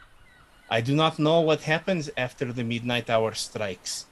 I sometimes will awaken in strange places, and the only reason that I know is because Madame Desteria has told me and threatened me as the Baroness of this town that I must continue to let things lie as they are. Rolling another insight check. Just hopefully. Okay, I rolled better this time. Half my level, right? Half your level and your wisdom modifier. Okay. So it's a dirty 20. She Actually, lied. rolled decently. She lied. Moricon And when I say gets she really lied, I mean all of you picked up on it because I rolled a 1. She's Oh, a good. yeah. So Morocon's really excited that he caught her on it. He'll look over to Thor and be like, hey, I caught her in a lie too. Good job.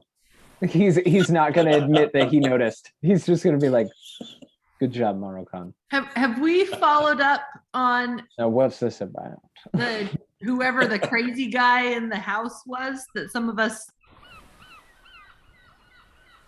we had gone out to the garden, but there was a crazy guy in the house that they were like shoved behind closed doors. Yeah. We never figured out who that person was. Can we follow up on that guy? I talked to Cartwright, and Duriel has that letter now, but it just looks like the file was just wrapped in like a paper package, is the way that I handed it back to him. So, and Duriel has that letter now. I suppose I should read it. Okay.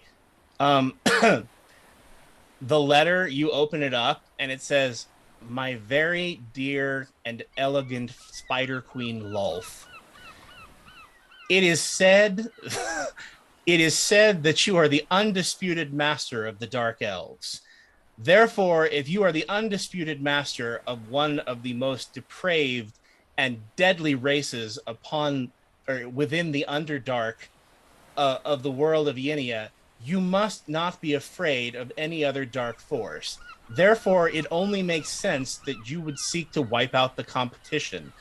Would you be so kind to extend the divine grace of your webs to rip out the hearts of the vampires, especially my wife, because she's the most vampire-y of them all." You people have gotten very desperate reaching out to Lolf. Good grief. All right. She says, reaching out to Lolf. Of what do you speak? He's going to hand her the letter.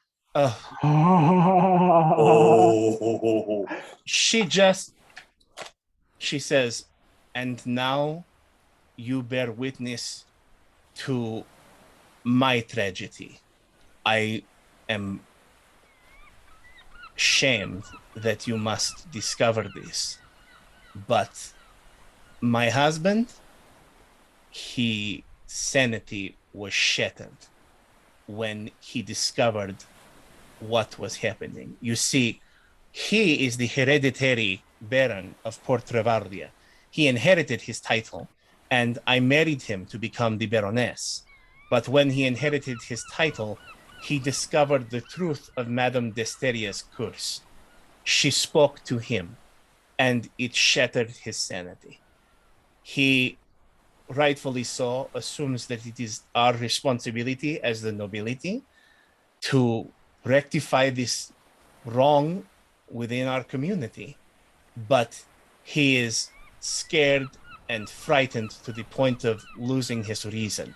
He writes incessantly to any creature or being that he believes has the power to rid us of this curse. It is most embarrassing and tragic. He is not the man that I married, but the writing, it soothes him. And so I provide him all of the paper and the ink that he needs to continue.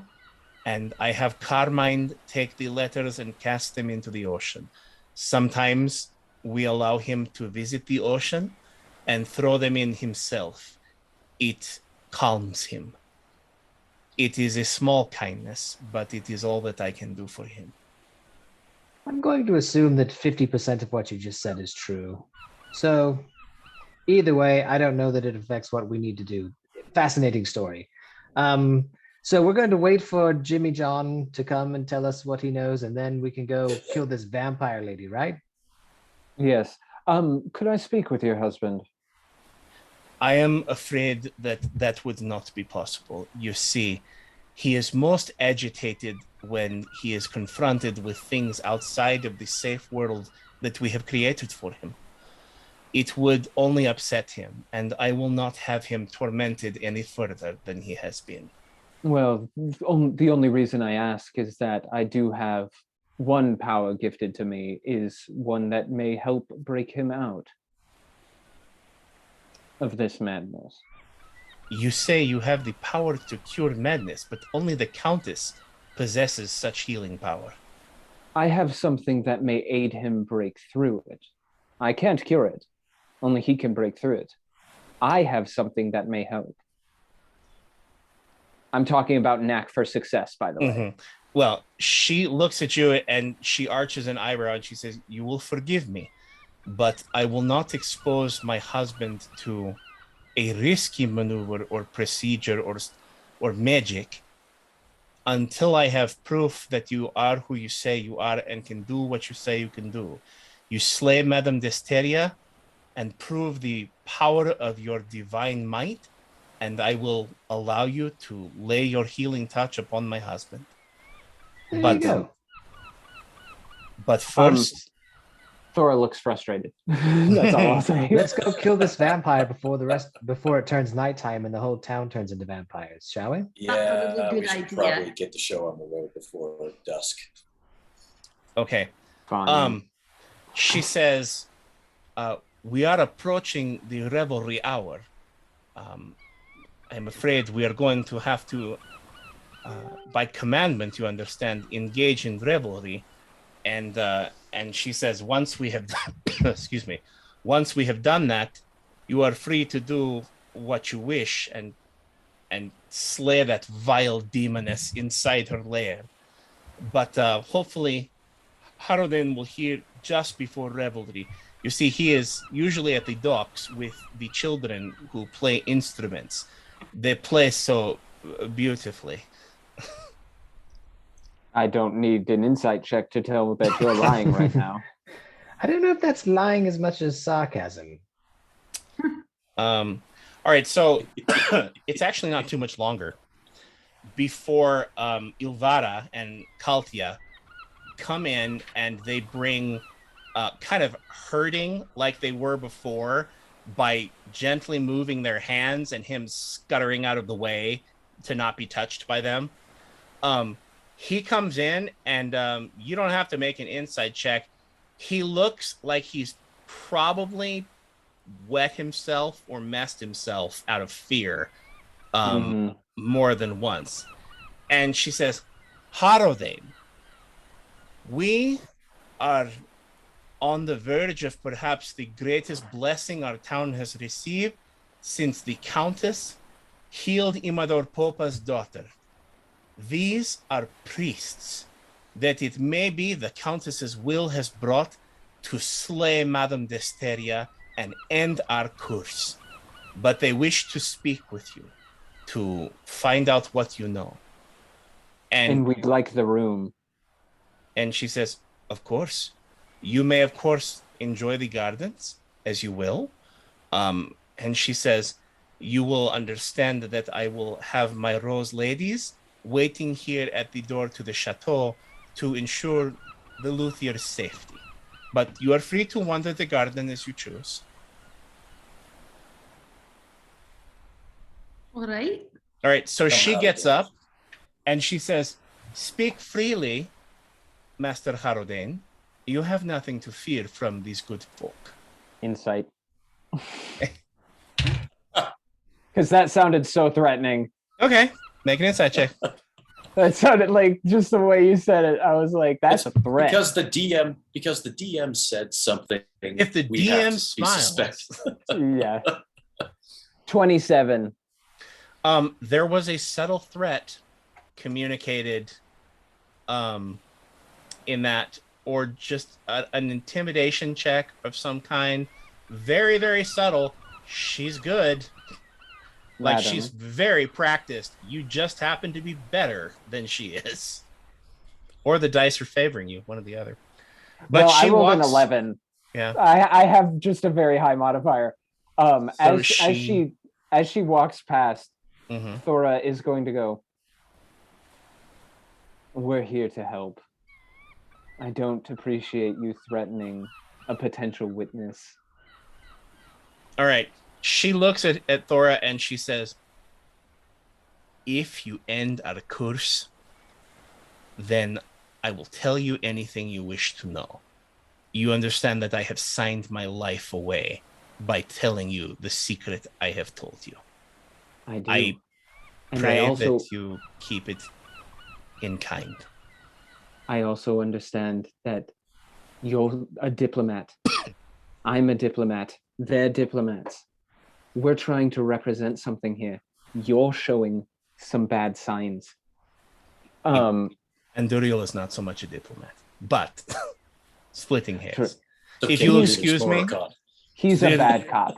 She says, if you'll excuse me, the revelry hour can be very upsetting to my husband. I must go see to him. And she walks into the chateau. And Ilvara and Kaltia both stand in the doorway and in between you and her, and they smile at you. And Ilvara looks at you, winks, and she twiddles her fingers at you like this. At Thora, yeah. Oh, he gags. Yeah. Okay. He visibly gags. All right. And Kaltia looks at Ilvara and she goes, "This one's funny, but he's not as cute as the pale one." It's true. Between Anduriel and Morocon, we run into women constantly who are throwing themselves at you. I do not understand this. Okay. And she says, "Oh, I wouldn't assume that we're not willing to throw ourselves at you." He gags again. But All right. Handsome I mean- Barrett looks up at Odelia and he says, "How do they throw themselves?" oh, you know what? Oh, look, there's one more gingerbread boy right over there. Go get it. Okay. Go get it. He doesn't have to be told. He wolfs that bad boy down. You beat me to it because I was about to be like, you have to be as strong as Morocon. Yeah. Oh, at that, yeah, Morocon will take Haradane by the shoulder and just be like, anyway. Okay. All right. So you want to lead Harodane further into the garden? Yeah, I want Yeah. to get a little bit of distance away. All right. So he's holding his hat in his hands, just a little green chapeau that he has, and walking and looking like a caged animal. And he Adura's gonna says, Adura's gonna be like, "So who are you and why is it so important that we speak to you?" all right. He says, I do not know why it is so important that you speak to me, but I am understood that I am to speak to you, and so I am here. I am the town luthier. My name is Harodane. I am also a music teacher. I am responsible for the young children who play during the revelry hour. You told us this yesterday. I did? Oh, yes, I did. Well, he asked, and it's very... I am pleased to make your acquaintance. Harodane, Yes, take a deep breath. I am breathing so much. The breathing. Deep breath in and out. All right, so he goes... like, We're not here to cause you trouble. oh, You came to us to tell us something. We just want to know what that is. I came to tell you that you are in danger in our town, but you probably already know that. And so I suppose I have told you everything that I know. What are we in danger from? Well, from the knights. Few people survive the nights in Port Revalria, let alone strangers. The townsfolk, we are not so much in danger, but those who stay the night here, they do not often survive. Yes, well, this we've already noticed, but you came to us this morning, not yesterday. You wanted to tell us something more, did you not? Please be forthright, Harodane. You are in safe hands with us. Perception checks, please. Percepzione. Why That's do you what keep I'm asking trained me? in. Can I do like a strength check or something? Like Oh! You mean, can you intimidate him with the power of your Moroconness? can I make him feel comfortable in my ample arms? 24. DM, Yes. natural 20 for a Ooh. 35. For a diplomacy check? You said It's a you said perception. perception. Okay. Sorry, Yeah. Moroccan was asking. Yeah, perception. Okay. When you say you are as safe as could be, his eyes flash to the Rose Ladies, and he looks like he's not really buying it, but he tries not to be seen looking at them. And he says, I am aware I am safe because I am a member of the town, but you are visitors and you are not safe here. How about we move further into the garden where the ladies in question can't hear? Very well. I will not change the truth that I speak. You do know what I was going to tell you now. It is unwise to speak out of turn in Port Revalria. We also understand that. I'll speak a little louder and try to lead him around the corner. Yes, Harodane, we understand that this curse is so difficult, as I try to get him farther away and out of earshot and out of eye view. And he flinches as you make physical contact with him, but he does keep walking.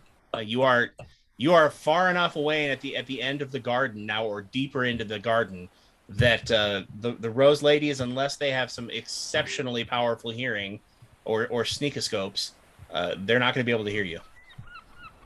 Thora is going to turn into a pile of bugs and keep an eye on the sisters from like the bushes. Okay. So he just That kind of should like calm him down. his eyes go wide as you turn into bugs, and he goes, he can turn into bugs? Is he a wizard? yes, it is quite disturbing, isn't it? Now, Harodane, there's No, he's just a druid. Don't worry about him. He's bugs. It's fine. He is a druid, a nature priest. That's but- right. How does he use A couple of the scarabs go like, Okay. Okay, he goes, but how does he use his power? it's a druid thing. I don't pretend to understand. He just does. you tap your toes a certain number of times. Okay. He seems surprised that you are able to access divine magic. And he says, is he the only one? No, all of us have our things that we can do. We're all clerics. And your powers, they work here. Yeah. Well, Is there a reason they shouldn't? No, there is it no. has been There it's is been no reason. frustrating to get them to work yesterday. Yes, I imagine. You see, we don't have clerics here except for the Countess. She is the priestess to the whole island. She is the only one that I have ever seen or heard of exercising divine power. She healed. What's his name? Amador Popa, I think is his name. Yep. Yeah. She healed Amador Popa's daughter. She was lame. Oh, She could not walk. I saw it myself. It was. I'm actually going to jump in here. I'm sorry. We've heard this one. It's a very good story. Anyway, we have work to do, and your information is going to be vital to freeing this town of the curse that you were going to tell us about, which we know about the curse at night. Everybody turns to vampires. Great. What else do you know? He says, I know only that everyone turns to vampires and that the curse is here in our town and someone must break it. And Do you know how the curse started? It is at least 2 generations old. I know that. And he looks back at the Rose Ladies. He says, our children turn into vampires at night. And he says, and our parents as well. It, as far as I know, it happened in the time of our parents. Yes, the Baroness told us as much, but we believe you have a little more information, possibly. I have told you everything I know. It was my intention to plead for your help. I asked him about the lady, the Vistani lady. I forget her name. Madame Desteria? Desteria, yeah. I asked him about Madame Desteria. He says, what do you know about her? I know some things that the Baroness has told us, but we have reason to suspect things that she has told us. I wish to have your insight into Lady Desteria. She is a Vistani Seer. I know that it is by her visions that caravans depart for Striganesca and Goldenfield. She is the one who tells us when it is safe to travel for trade purposes. But I don't know much more than that. Is she a vampire as well? Is she? Is that what? I am asking you, because the rest of the town seems to turn into vampires at night. Well, Nice we are all vampires. So I would assume that she transforms the way everyone does at night as well. You Do you seem to remember be last like a night? normal dude. You seem just like normal dude. I am as normal as one can be living under the curse that we are living in. All right. Thanks for your time. In RPG speak, is there a exclamation point above his head that we need to talk to him? Or Is he a quest giver is what we're asking. Well, Right. you haven't gotten any information out of him yet that would imply that he has a quest to give you. And Okay. Durrell's impatient. He's already walking away from him towards the. All right, I'm ready to go. Thora reforms. I have to be so expressive, like just physically when I'm wearing this, because you can't tell what I'm thinking at all. No, but it's really a sexy outfit. I mean, I must Thank say you. that Quite wear it to the nice. party. Yeah. well, and you actually look a little more like a kinku Yeah, in the little screen than you do like a plague doctor. So I would agree. Okay, so Anduriel starts walking away. Odelia, Morocon, Thora, do you follow or? Thora will reform and join. Okay.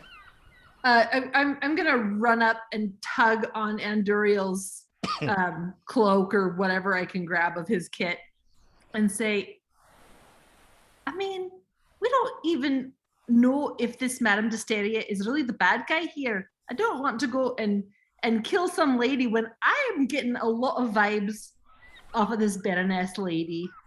yeah, you and Do me you- both. Granted, but do you think that's the guy that's going to be able to confirm for us or not? I say we go talk to her ourselves. Oh, not at all. I think he knows absolutely nothing, and is scared poopless, obviously. But I'm just saying, let's not maybe jump into anything before we get a read on this lady ourselves. That's probably wise. I agree. Let's I go agree. scout the situation for ourselves, and if we decide she needs killing, then Heidi ho, away we go. Yes. Let's walk Agreed. him back to the village too. Haradane, would you? I would hate for you to be. I would hate for you to be late for revelry. Or may we escort you back to the docks where he's going to? Yes. Of course, I must get back to the docks. The children, they will be waiting for me to lead them, and I must play myself also, my violin. Indeed. And he looks at the Rose ladies and he says, with the Baroness's leave, I will go to where I am expected to do what I am here to do. Yes. And Okay. Ilvara and Kaltia are blocking the doorway. And Ilvara smiles really wide and she says, why, of course, Luthier. Why don't you be a good little boy and go off and do what it is you're supposed to do? And then she sweeps aside like a dancer And Kalthia responds to her and also goes dramatically steps aside, and they frame the doorway like they're posing for Vogue. We can't leave until we've found out where this supposed vampire queen lives. Is that, do you say that out loud? I'm thinking out loud right now. Okay. So we can't. I was offering to try to escort Haradin back down to the docks so that we're leaving the estate. And I was Yes. hoping to have Haradin point out where this lady's house is. Or He may where not know. her abode or tent or whatever. I think we passed it on our way to the chapel. Well, the Baroness was Okay. going to tell us. Should we just Yeah. have the Baroness tell us and then we'll okay. get out of here? Okay.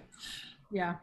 As Or the as Countess? Haradin is leaving, I'll send a healing word his way to help make him feel a little better Okay. with things. So there is a flash of light, and Harodin looks at you, and his eyes just go wide, like, oh my gosh. We are here to help. Be at peace. If your violin stays golden for more than 8 hours, call your doctor.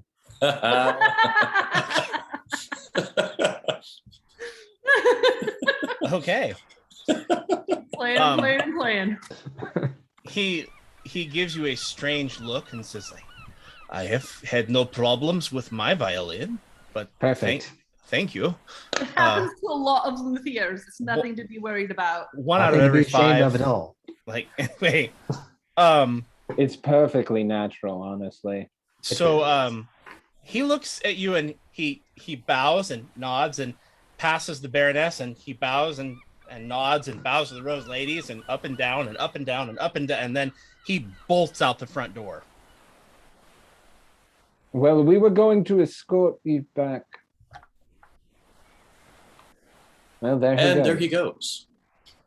Okay. Yeah, he bolts. He bolts. He's not running precisely. It's more like he's walking. He's walk jogging. You know.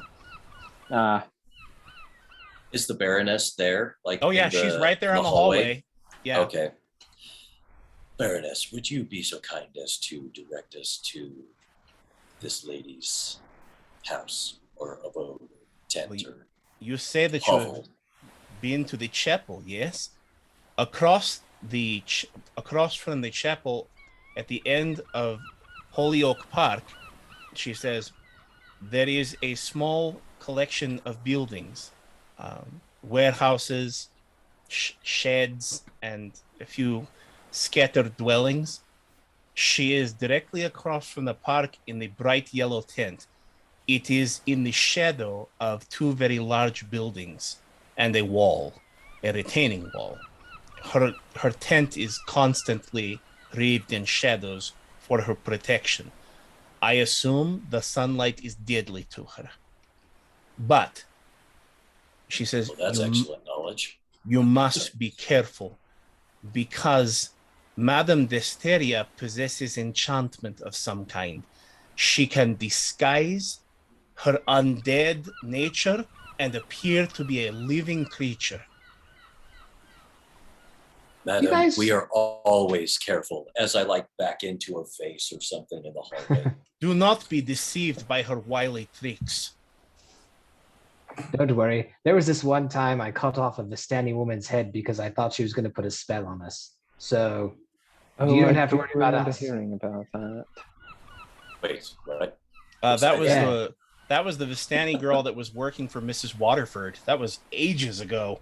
Oh, Yeah. that was a long time ago. That was a long time. That But was she started opening her mouth, so you don't have to worry about us. We'll do what needs doing. Don't That worry. was 2 seasons ago.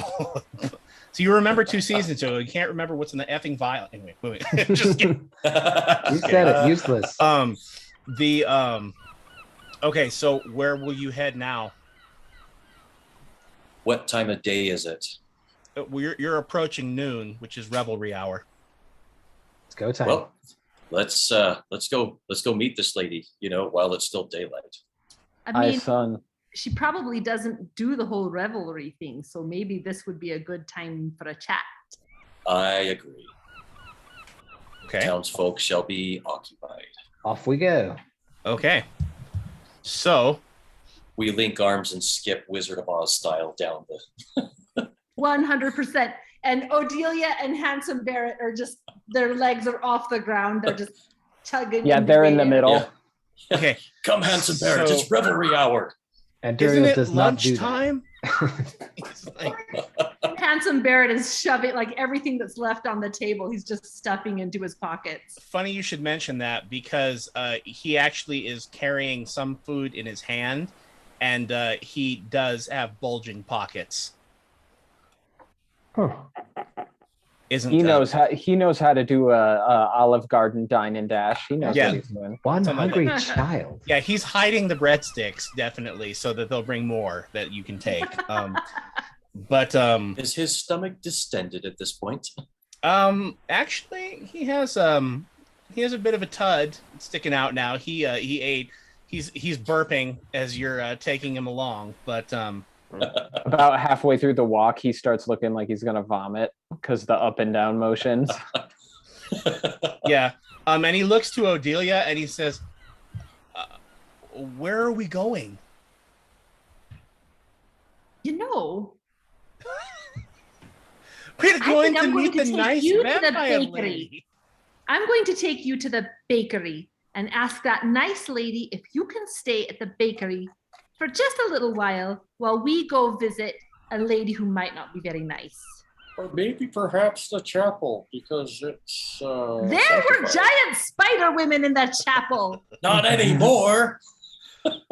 What if They tried to sleep with Morocon too. Well, mostly they I tried think to as eat long as him. we're done by nightfall, I feel like the townspeople are safe. So until you nightfall. you bring him back to Lucia and Marcos, the baker, and her husband, and you pop in the door, and her eyes go wide, and she looks at you and says, "Well, my dear, it is so pleasant to see you again." Is this the woman who like propositioned Thora? By the way, I can't remember. The baker woman? No. Yeah.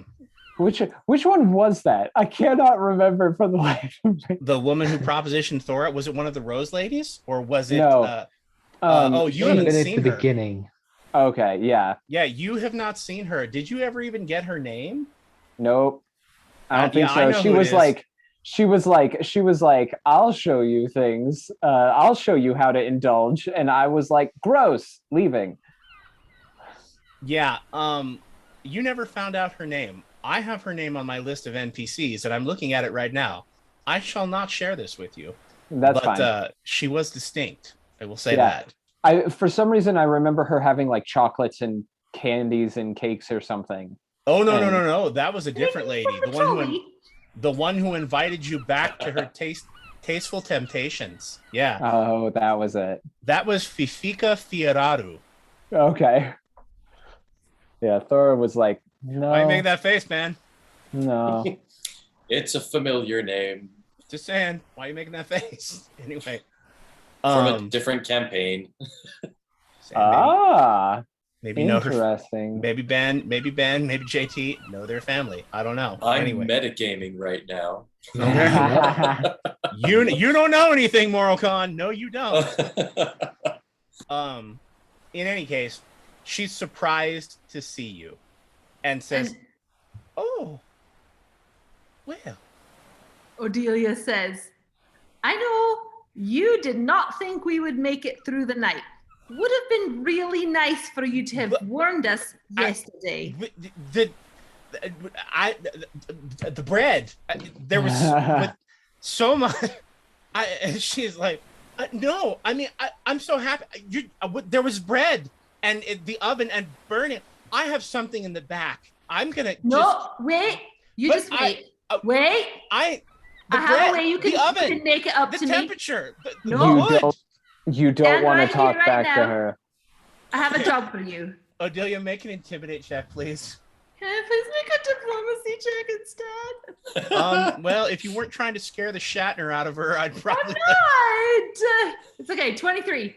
Okay. Oh. Whoa. Okay. Jeez. All right. So she stops like, oh, And yes. I'm not trying to scare her as much as just interrupt the spiral.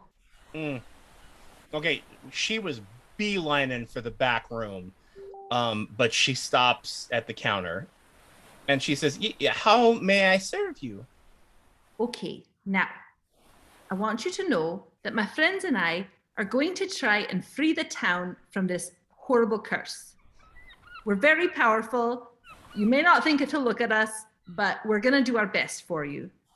However, my friend Barrett here, and I pull him out. I said, I don't want to put him in harm's way. Can he please stay with you here in the bakery, and I'll be back well before nightfall. Okay. Why, you're welcome to. Yes, we will watch the lad.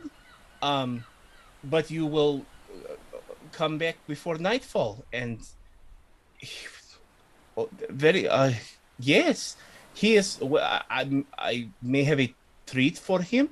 Let We me. would like that very much. All right. He actually grabs his tummy and goes, "Can I save it for later?" Perhaps I know you can that help feeling. this nice lady with her baking. Oh, I dare say we can find a chore or two for him to do around here. But yes, yes, he is welcome to stay. You be good day, thank you. And she takes him and scuttles off into the back. Well, that was easier than I thought. Let's But off. I feel better about that now. Okay, and she sacrifices him to Lol. No, No, we do what we can. yeah. Oh well. He won't be the first NPC to go out that way. Did eat the Insight rock. check. Yeah, and he did eat us out of house and home. Good point. Okay. So he looks at you before she tugs him back behind the back and says, when he coming back? How long are you gonna be gone? I'll be back before dark, all right? But I want to make sure you're safe. All right, he looks at you and then he looks back at her and he goes, is she gonna? We will be back well before bitey time. And even if we're not, we're going to be successful, so it won't matter. Correct. If anything bad happens, I want you to run to the chapel. Do you remember where that is? I remember. Okay. But I don't think it's going to happen. I think we're going to come through it just fine. But just in case, that's where I want you to run, okay? Are you gonna go water somebody? Yes. Big time. For sure. Is he gonna break the ground again? Probably. Possibly. And is he gonna fall asleep again? I'm really Right. hoping he'll be more Possibly. helpful this time. Okay. She's like, Handsome Barrett's like, oh, can I come and watch? It's not safe, love. And then she comes back with a broom and she says, oh, there's sweeping to do, and yanks him back behind the counter into the back room. All right, And, let's go before he has a chance to miss us too much. Peace all out. right. So you make your way back across the park, and it's kind of like deja vu. The last time you walked across this park, you were running for your life to the chapel, and now you're heading in the opposite direction across the park to this tent that she happens to be in theory. So let me just go ahead and move to that encounter. All right, so you see a bright yellow tent with red entrance flaps nestled between two large warehouse buildings and backed up against a high brick retaining wall. The tent appears to be made of very fine, very thick wool treated with some kind of resin, and it shows very little wear and tear.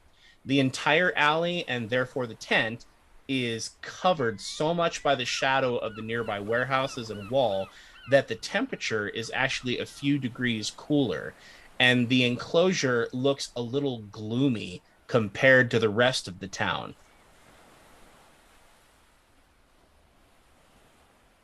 Well, no Okay. time like the present. Who's going first? But it's so bright and cheery. Thora will open the flaps. All right. Thora will open the flaps. Okay, so Thora, it's kind of an interesting setup as you open the flaps, because you open the flaps and what you find is kind of like a little entryway and another set of red flaps. So there's like an aperture, you open the flaps, and there's an entry, like a tiny little hallway, and then more flaps to open. Like there's another door. For the comedy sake of it, he's going to poke his head back out and go, has anyone ever seen a tent with a foyer before? Sounds fancy. It is actually Jeez. really fancy. You wouldn't see a tent like this anywhere but like the big top, you know. Nobody, I mean, who else would have a tent like this but a king, you know, or somebody like that? It's certainly a little bit odd. Well, wish me luck. And he will Good luck. open the next set. He will continue in. Right. I mean, shouldn't we So, all I guess I'm following. I mean, let's buddy system. Let's go. Yeah, I'm gonna try to catch up with Thora. all right. And Uriel, do you also Same. enter behind them? Yep. Sounds All right. so excited. Gulp. Here So- we go. You enter the tent flap, and as Thora, you reach up to part the other two curtains.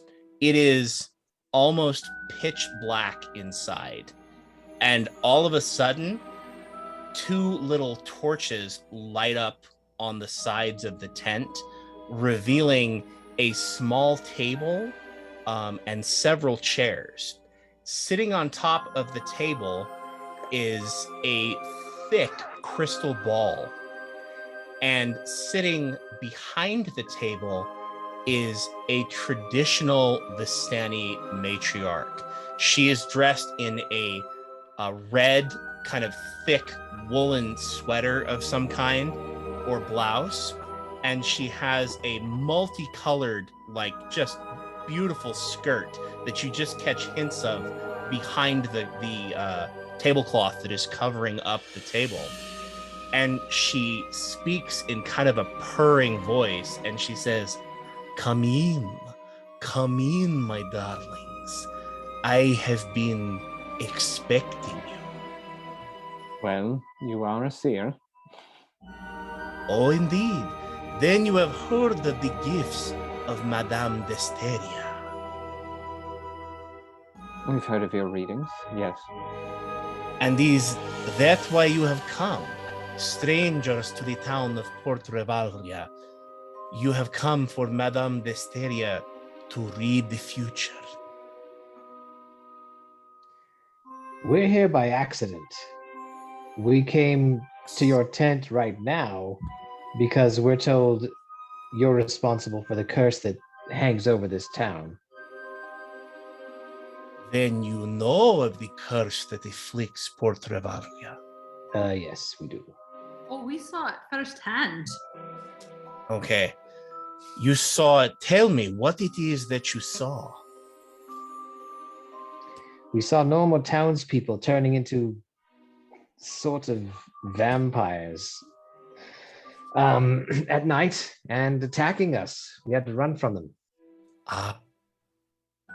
And how is it then that you have survived?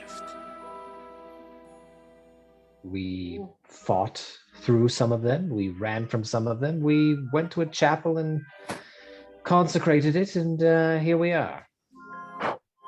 You consecrated the chapel. Then it is as I have foreseen. You are the strangers, blessed with the holy powers like unto the Countess. And then That's right. she wipes her hand across the table, and as she fans her hand out, she leaves a row of cards in her wake. And they weren't in her hand either, so it's like just whoosh. It's either sleight of hand or it's magic. So she leaves the cards and she says, ah. And she moves her hand and one of the cards flips over on its own. And she looks at Odelia and she says, you are the Lady of Waters. And she flips the card over and she says, you have come a great distance to purge the evil that has come from this land. As the water wipes away all filth and brings renewal, so do you have the potential to cleanse others of their illness. And she flips over another card and there's a sun. And she looks at Morocon and she says, and you are a source of great light. There is brightness inside you, a brightness that you share with others. And then she flips her hand again like this, and another card flips over on its own, and it's the Grim Reaper sitting on a rock. And she looks at Anduriel and says, and you are touched by death. But death is a friend to you, which is most unusual. And flips her hand one more time, and there's a mongoose. And it's like there's like a hole in the earth and a hole in the field. It's like eating some vegetables. And she says, and you are a creature of the fields. You burrow through the world, seeking the heart of whatever it is that you lust after, whether it is to take or to give, because your heart is of both natures. You are a creature in balance. So, you are all of you unique. And tell me, why have you come to seek Madame Desteria?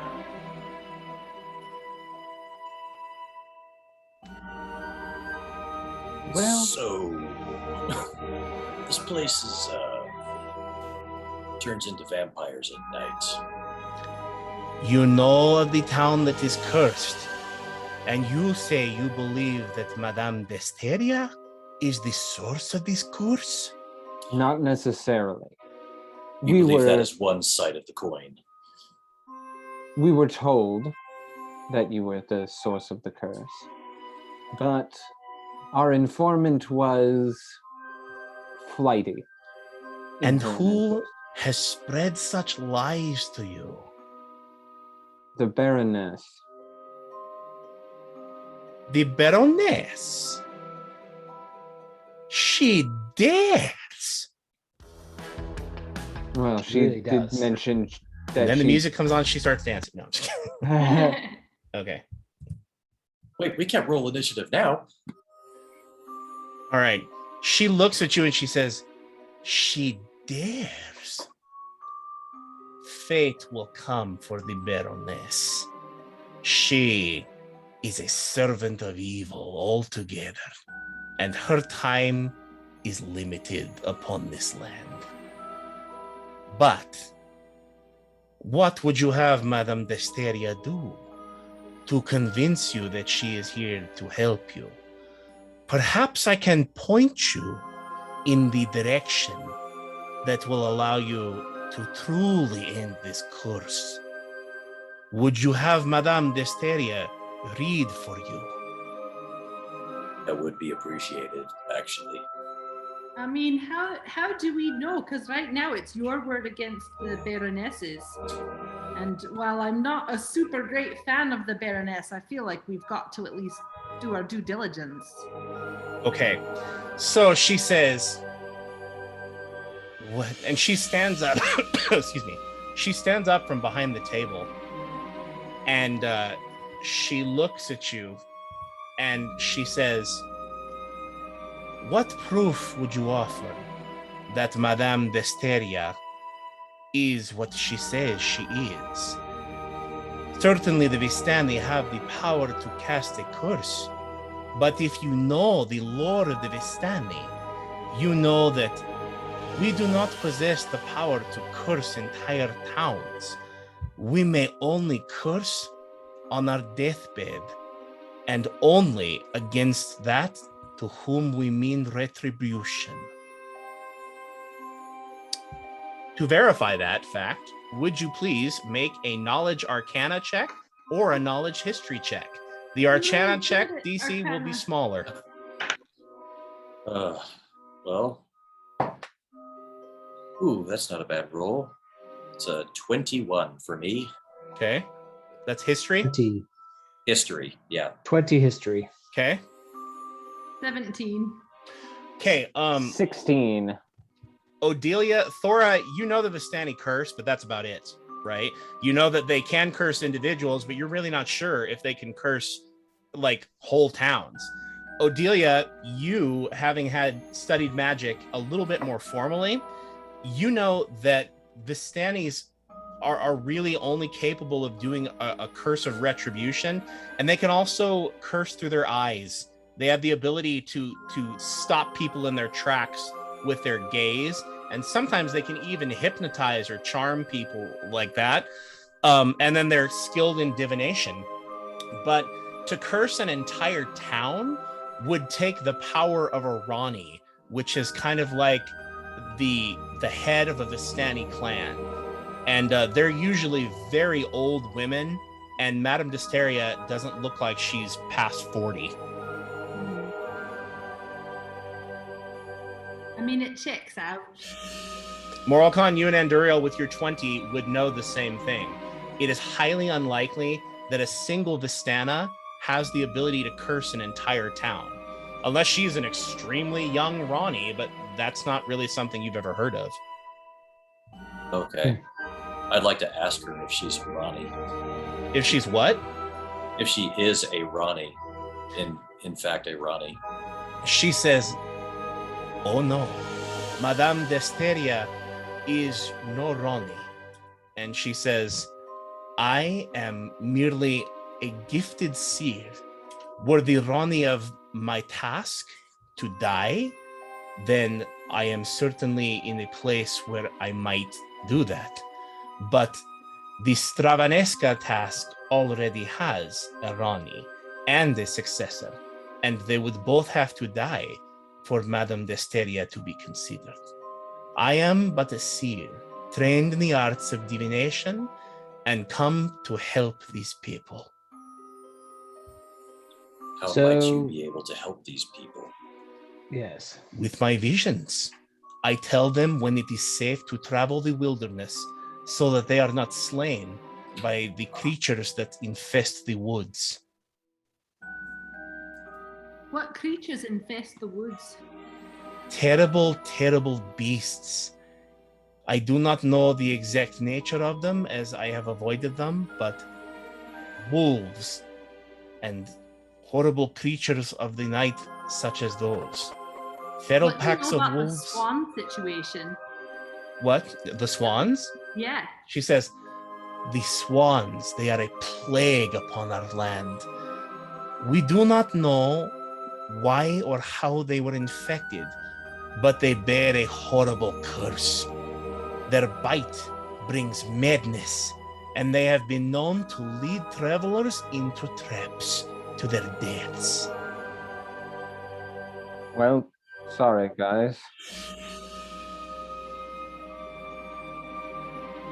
She says, Like, "If you would end the curse, you will have Madame Desteria read for you.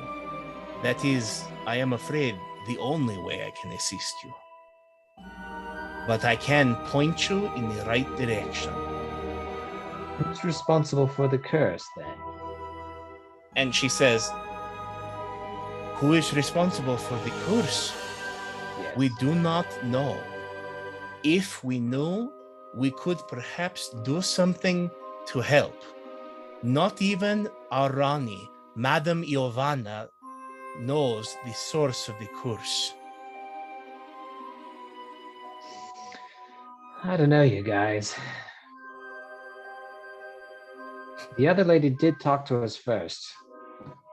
So Yes, but you know as well as I do that she was rather sus at best. well, what about this one? She's reading cards like some sort of, carnival act. Madame it's strange. Desteria is a true seer. Sure. Bugs, is she telling the truth? I know it Could seems I strange, roll but an she seems to insight be. check and see? You can always roll an insight check, my friend, and I will always roll a bluff check. Out of curiosity, Ooh, is there a way, because part of my subclass is a seer, is there a way that I could maybe Get a read on figure her. out? Yeah. I will let you make a religion check when she does a reading. Okay. To see if you have her do a reading, or I can make you do a religion check to see if she really did divine what she said about you. I think I'll wait until the reading, because as of yet, I don't have any reason to be suspect of her. I know she's strange, but so far she seems to be forthright. I'm willing to take a reading from her. insight is a 33. Okay. Thora, she told you mostly the truth. When she said she didn't know the source of the curse, she lied. Madam, it's very nice to meet you, but you just lied to me. You know what caused the curse, don't you? I may know what caused the curse, but that does not mean that I am true. Divination, as you know, and cartomancy is an intuitive art. It does not provide certain information. So there are gaps in your knowledge. Grammarly helps Or me. is there She not says- certainty? There are No matter gaps where you in are. every seer's knowledge, are there not? Turn to Marokan. Yes, there certainly is. I've certainly had more questions than answers after certain visions, but perhaps it is through your ritual that more might be revealed. I would be willing to take a reading. She's only lied to me once. The Baroness lied 4 or 5 times. We've not Oh, been I'm speaking aware to of her. that. We haven't been talking to her for as long as we've talked to the Baroness. Right, Give it But time. I She'll am- lie to us some more. right. Everybody lies. It's a bunch of crap, man. But Moroccan is offering himself up for a reading. That's a different children's book, by the way. Everybody lies. Maybe she'll pull that out and put the cards away. Like, Yes, and it's narrated by Samuel L. Jackson. Yep. Yep. okay. Ugh. Alrighty. So, she says, very well. You will have me read for you then? Divine the future or divine where you may go to stop the curse? The gods work Yes. in mysterious ways, but this may be the way that will fill in gaps of both of our knowledge. Okay. So she takes the cards and puts them into a pile and hands the stack to Moroccan and says, shuffle the cards until you feel that it is time to stop.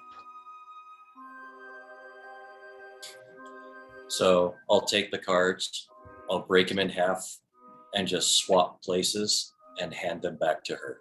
Okay. I've never seen these cards before. I would assume that they are all ready to go. She says, no. Take the cards and shuffle them until you feel it is time to stop. Oh, this is new. All right, well, I'll just start shuffling. All right, so Morocon, you're like, oh, I'm shuffling the cards, like whatever. Okay, Sure. you shuffle it like 6 times, and as you slide one of the cards in and start it, you literally feel an impression, like the cards are saying, "Put me down." Like it just pops into your mind the impulse to put the cards down. I almost drop them at that point because it's kind of surprising to me. But Okay. yeah, I hand it back. So you put them down, and she takes the cards and she lays them out, and she flips over the first card, and she says, "The garden." And she says, "That is the first place that you are to notice." And she points to the garden, and she says, "What you seek will be close to a garden, one that you have already seen." And then she points to that, and then she flips over another card, and this card depicts a dancing lady, and she says, "The dancing lady." There is a woman who means to deceive you. She weaves a web of lies like a dancer, moving around you in circles that you cannot see. She hides secrets from you, secrets that can end the curse on the town of Port Revalria. And then she flips over a third card, and there's an old man on the card leaning over on a book, reading a book, and he's in a library with stacks of books. And she says, "The sage.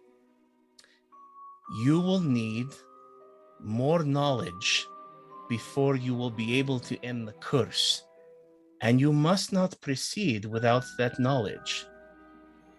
You will find it in the garden."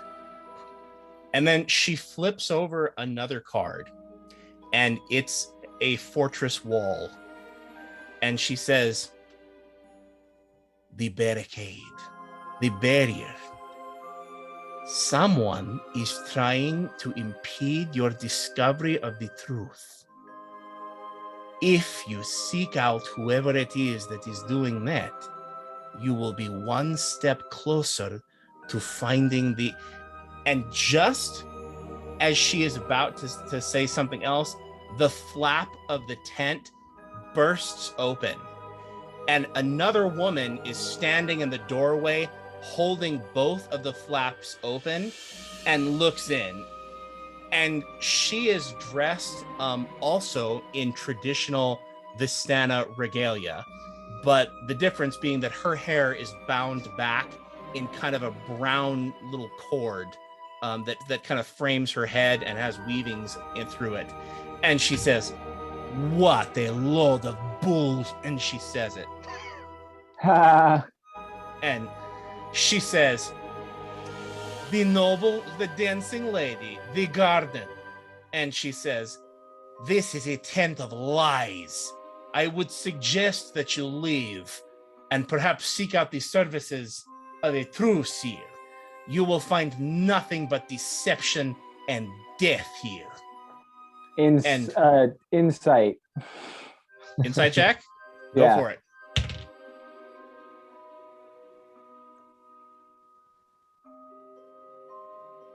Uh, 12 on the die for 29. Okay. Whoever this stranger is, this other Vistana woman, she seems to be absolutely telling the truth. She is offended, she's disgusted, and she's pissed. Well, in all fairness, there's a great deal of information that you have given us, madam, that we already knew. Okay. Madame Desteria steps up and she says, "Oh, she is an imposter. She is jealous of my gift. You must rid this tent of her She is clouding the energies that allow me to perceive the future. Well, folks, she's already told us things that we already knew. So Well, I I'm mean, like, getting rather weary of this chatting to one person and another and another. I sort of feel like we should just go get on the boat and let all these liars lie to each other, and we'll go somewhere else. This is getting Okay. ridiculous. She says, come with me and I will read the crystals for you. I will not lie to you and betray the sacred gift of the Vistani to impart the unknown as part of hospitality. You will find nothing but death in here. Madame Desteria points her finger at her like a knife, like trying to, she's like, deceiver, she lies. She is a murderess. She is a servant of darkness. She will lead you to your death. Run her out of this tent. Slay her before she can harm another innocent soul. She is a servant of darkness. The woman who has interrupted looks like she wants to respond, but something stops her and she refuses to look at Madame Desteria. And then cool music comes on.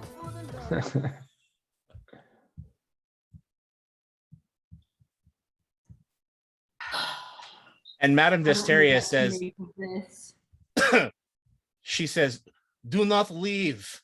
She says, let me guide your future and I will protect you from the lies that are woven around this town like a cloak that strangles its wearer. She is a servant of evil.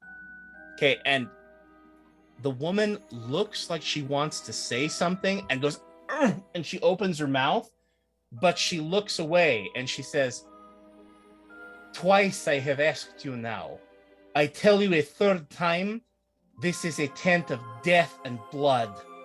You will find nothing here but misery and the continuation of the evil that plagues this island. Well, how are we to take your word for it over hers? Over whose? I see no one else here. All right, I would like all of you, if you would please, to make a knowledge history check.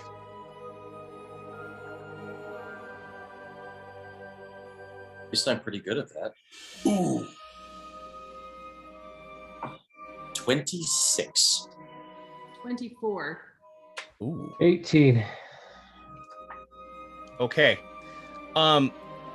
You guys get the sense that there is some cultural piece going on here, but you can't remember.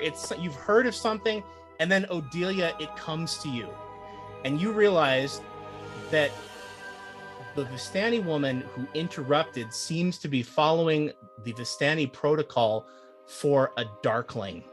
A Darkling is a Vistana who has betrayed her task and is using her powers for evil and has betrayed the ways of her people.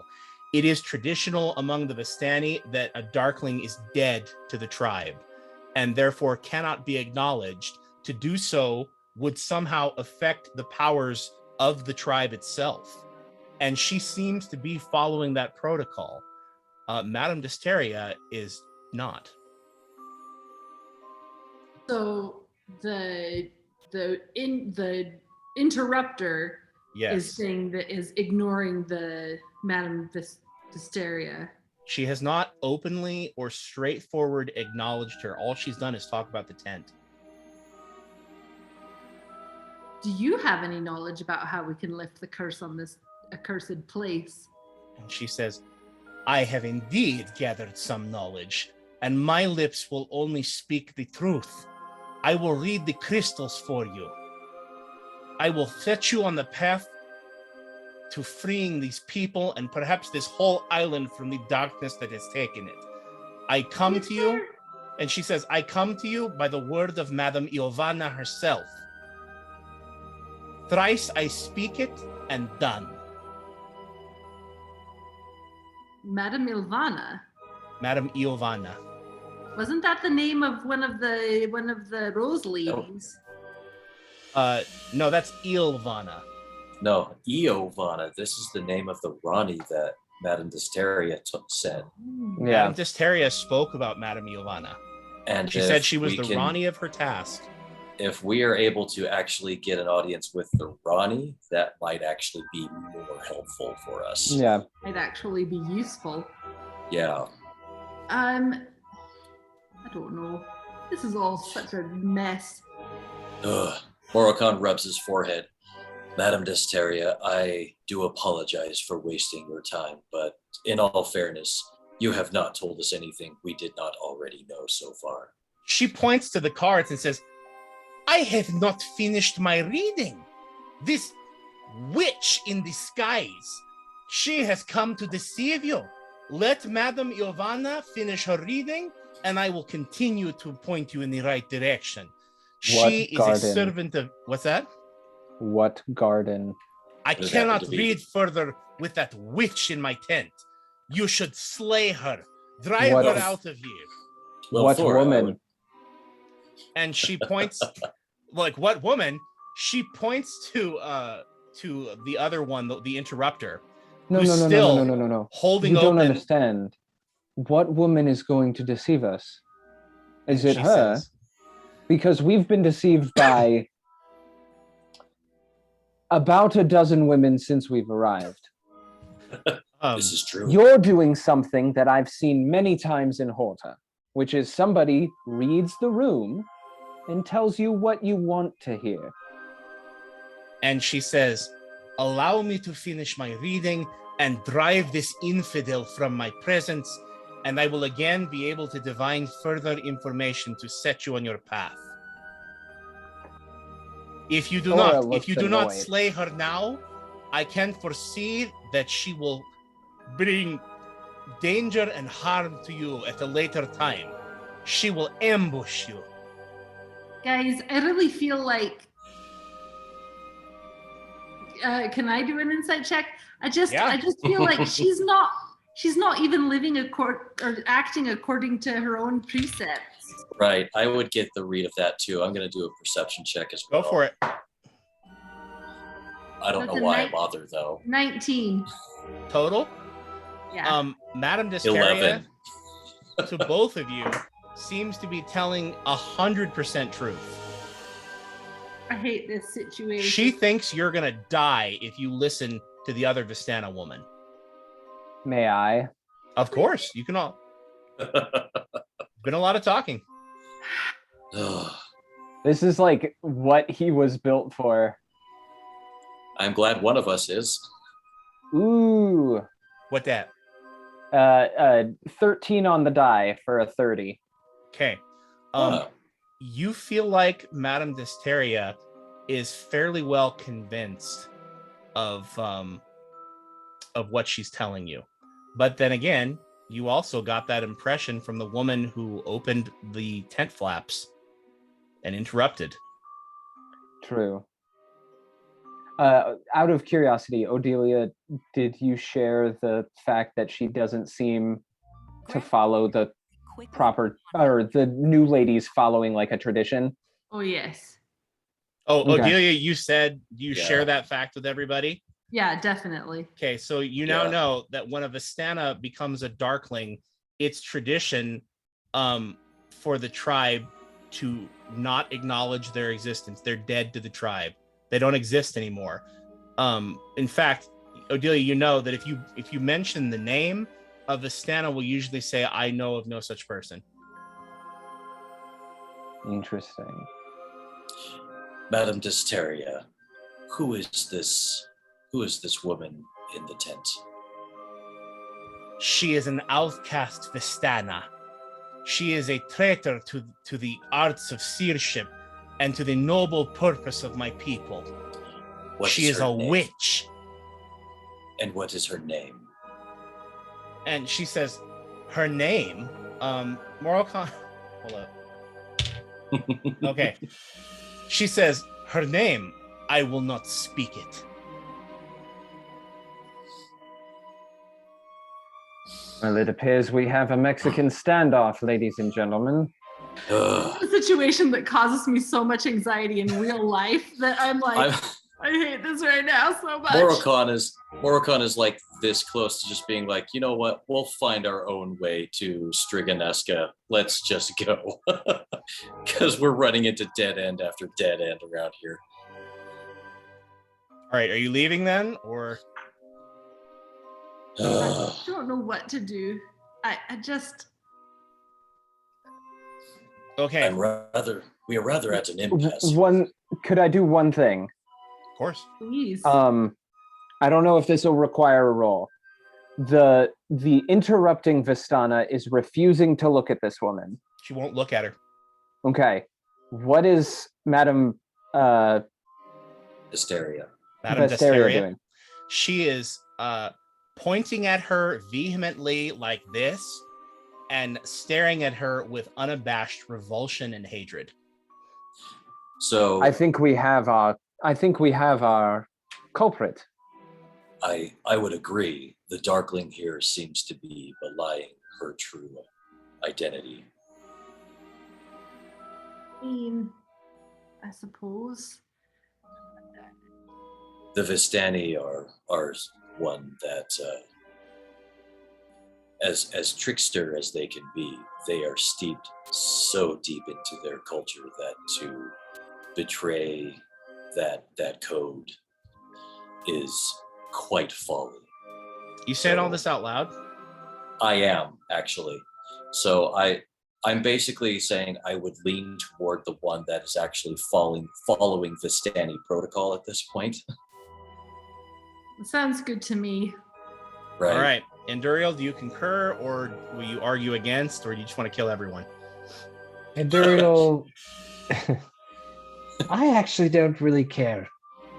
Why don't we skip all this and just go see the Countess? We're not getting a straight answer from anybody in town. Everyone has lied to us. Everyone has misled us. They may just get what they deserve. I'm tired of this. Okay. As much as I hate to agree with Enduriel, I am starting to lean that way, but I'm willing to give another chance. All right. So are you staying in the tent, or are you leaving? That's all I need to know. I think Morokon's going to get up and go. Enduriel's leaving, but not to go with the Vistani lady. He's just done with everything. But he's like, I'm gonna go find the Countess and get down to the root of things. Okay. So you guys start walking away from the tent, and as you start walking towards the entrance, the woman who interrupted goes, oh. She just breathes a sigh of relief, and Madame Desteria says, "You fools. I had not thought to have to dispatch you myself, but I can see that you are going to be stubborn." And then the tent flaps that the other Vistana woman was holding open, they whip around like they're alive, and the cloth weaves together to close the aperture, like there was never a hole to begin with. And the torchlight goes out, and you hear a hissing sound. And that, ladies and gentlemen, is where we will end things for the evening. And Durio was just going to say, finally. Something to do. Finally, someone who proves they should be stabbed. He's getting out all his knives now, all the blades coming out. Yes. Well, it's a very, very long RP session. Thank you for your patience. But you know that surely when we resume, there is going to be a vicious combat, because Madame Desteria, from her words, would appear that she wants to kill you. So, Yeah, she's not getting very. that vibe. Ooh. That's a good time. good thing you made your knowledge history check, because had you not done that, you would have been at the mercy of your decision. Whatever. Anyway, it's very interesting. Curious to see what Poinketh has to say about all of that. Interesting. And anybody else who's watching. So thank you for anybody who is watching, those 15 of you, whoever you are, who are watching. We appreciate Grandma. you. We'd love it if you'd leave a comment on one of the videos so we know who you are and tell us if you're liking it. Join us on the Reddit. Or on our subreddit too, Mysterious Watchers. But we're happy that you're enjoying our show, and we're enjoying putting it on for you. I hope I speak for everybody when I say that, and if I don't, shut up. So we like to end our show or our D&D sessions with an inspirational thought. Sometimes it is a quote, sometimes it's a scripture, because most of us are people of faith. Sometimes it's just an observation. If that's not your cup of tea, go ahead and shut off the video now and call it good. And we thank you for joining us. If you're inclined to listen, then please do so. JT has our thought for the evening.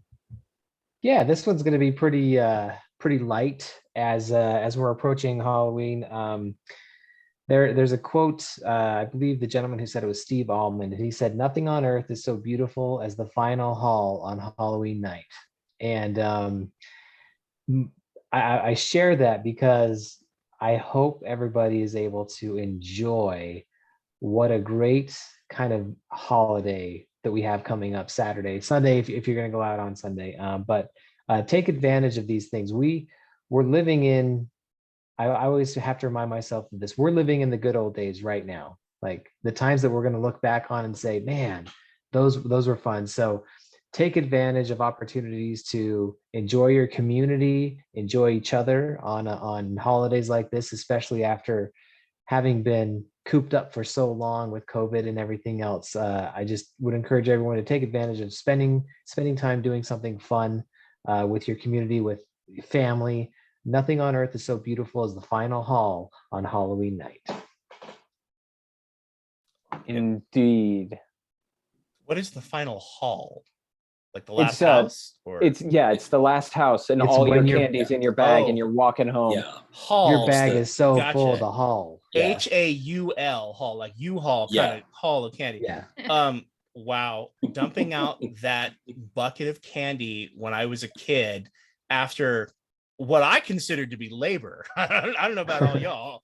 I mean, I worked hard for that. I was a little chubby kid and I didn't do much walking. So when I worked the neighborhood, I was like, I earned this. And it's one of those magical moments of childhood that I just think it's so great when kids have that. Whenever we were in school, the question every year of whether or not we were going to allow the students to dress up that year always came up.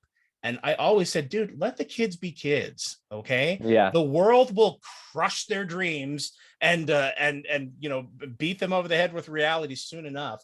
Let them hold on to that for as long as possible and be kids. So I love that thought. Other thoughts? I mean, like, same entirely. Halloween is my favorite holiday. It's my girlfriend's favorite holiday, and in our friend group, we are known as the King and Queen of Halloween. Like, we don't mess around. Like, I have this cloak and this mask specifically for Halloween. We're going down the road from us is like the biggest Halloween center in Ohio, like one of the like a year-round open Halloween stores. And we're gonna go down there for Sunday and just walk around dressed as plague doctors. We're having a Halloween party tomorrow. Embrace the weirdness. We're probably going to Kroger tomorrow in these. Embrace being weird because it's the best. Love it. Oops. Other thoughts to add?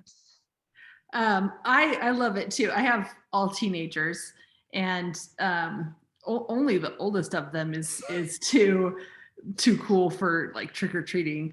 But at Halloween, I'm gonna admit to you guys, I know all of you guys super love Halloween. It's just not my favorite thing ever. But I took my youngest, who is 13 and has autism, and so she's just hilarious and funny and has zero social inhibitions whatsoever. And so she's gonna trick or treat until the day she dies, if anyone will let her. But I took her to our town's like Main Street trick or treating thing on Monday night, and she was like 2 feet taller than every other kid who was trick-or-treating. But she was having the best time out of all of them. Every single person, she would be like, oh my gosh, I love your Buzz Lightyear costume so much. Oh my gosh, How to Train Your Dragon. Oh my god, and she made every little kid there feel like they had the coolest costumes she had ever seen. And she loved all the dorky like displays that all the local businesses had. Like there was a guy from Key Bank dressed up as a key, and she just thought that was the best thing ever.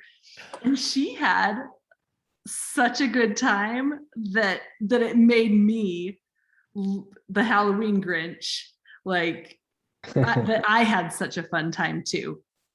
And so I, be the kind of person who makes everybody feel awesome about themselves, and that I don't know what more you could ask for. Yeah. I love it. Benny boy, you got anything to add? There's some really good stuff with Halloween and so many reasons why so many of us love it. But I think what I'll do is I'll just share a memory that I have of trick-or-treating when I was younger. So this was like the early 90s, like Jurassic Park had just come out that year. And I went as a velociraptor for Halloween. So I had the big like rubber gloves and and like a full head mask, and you see through the teeth, like through the mouth, and you could barely see anything at all out of that mask. And that particular year, it snowed on Halloween, so much so that I was the only one in my neighborhood that actually went trick-or-treating. And I went to probably 8 or 9 houses before, like, it snowed so hard. Like, for one, it was cold, it was dark. I couldn't see anything through this mask. And I went trick-or-treating alone that year.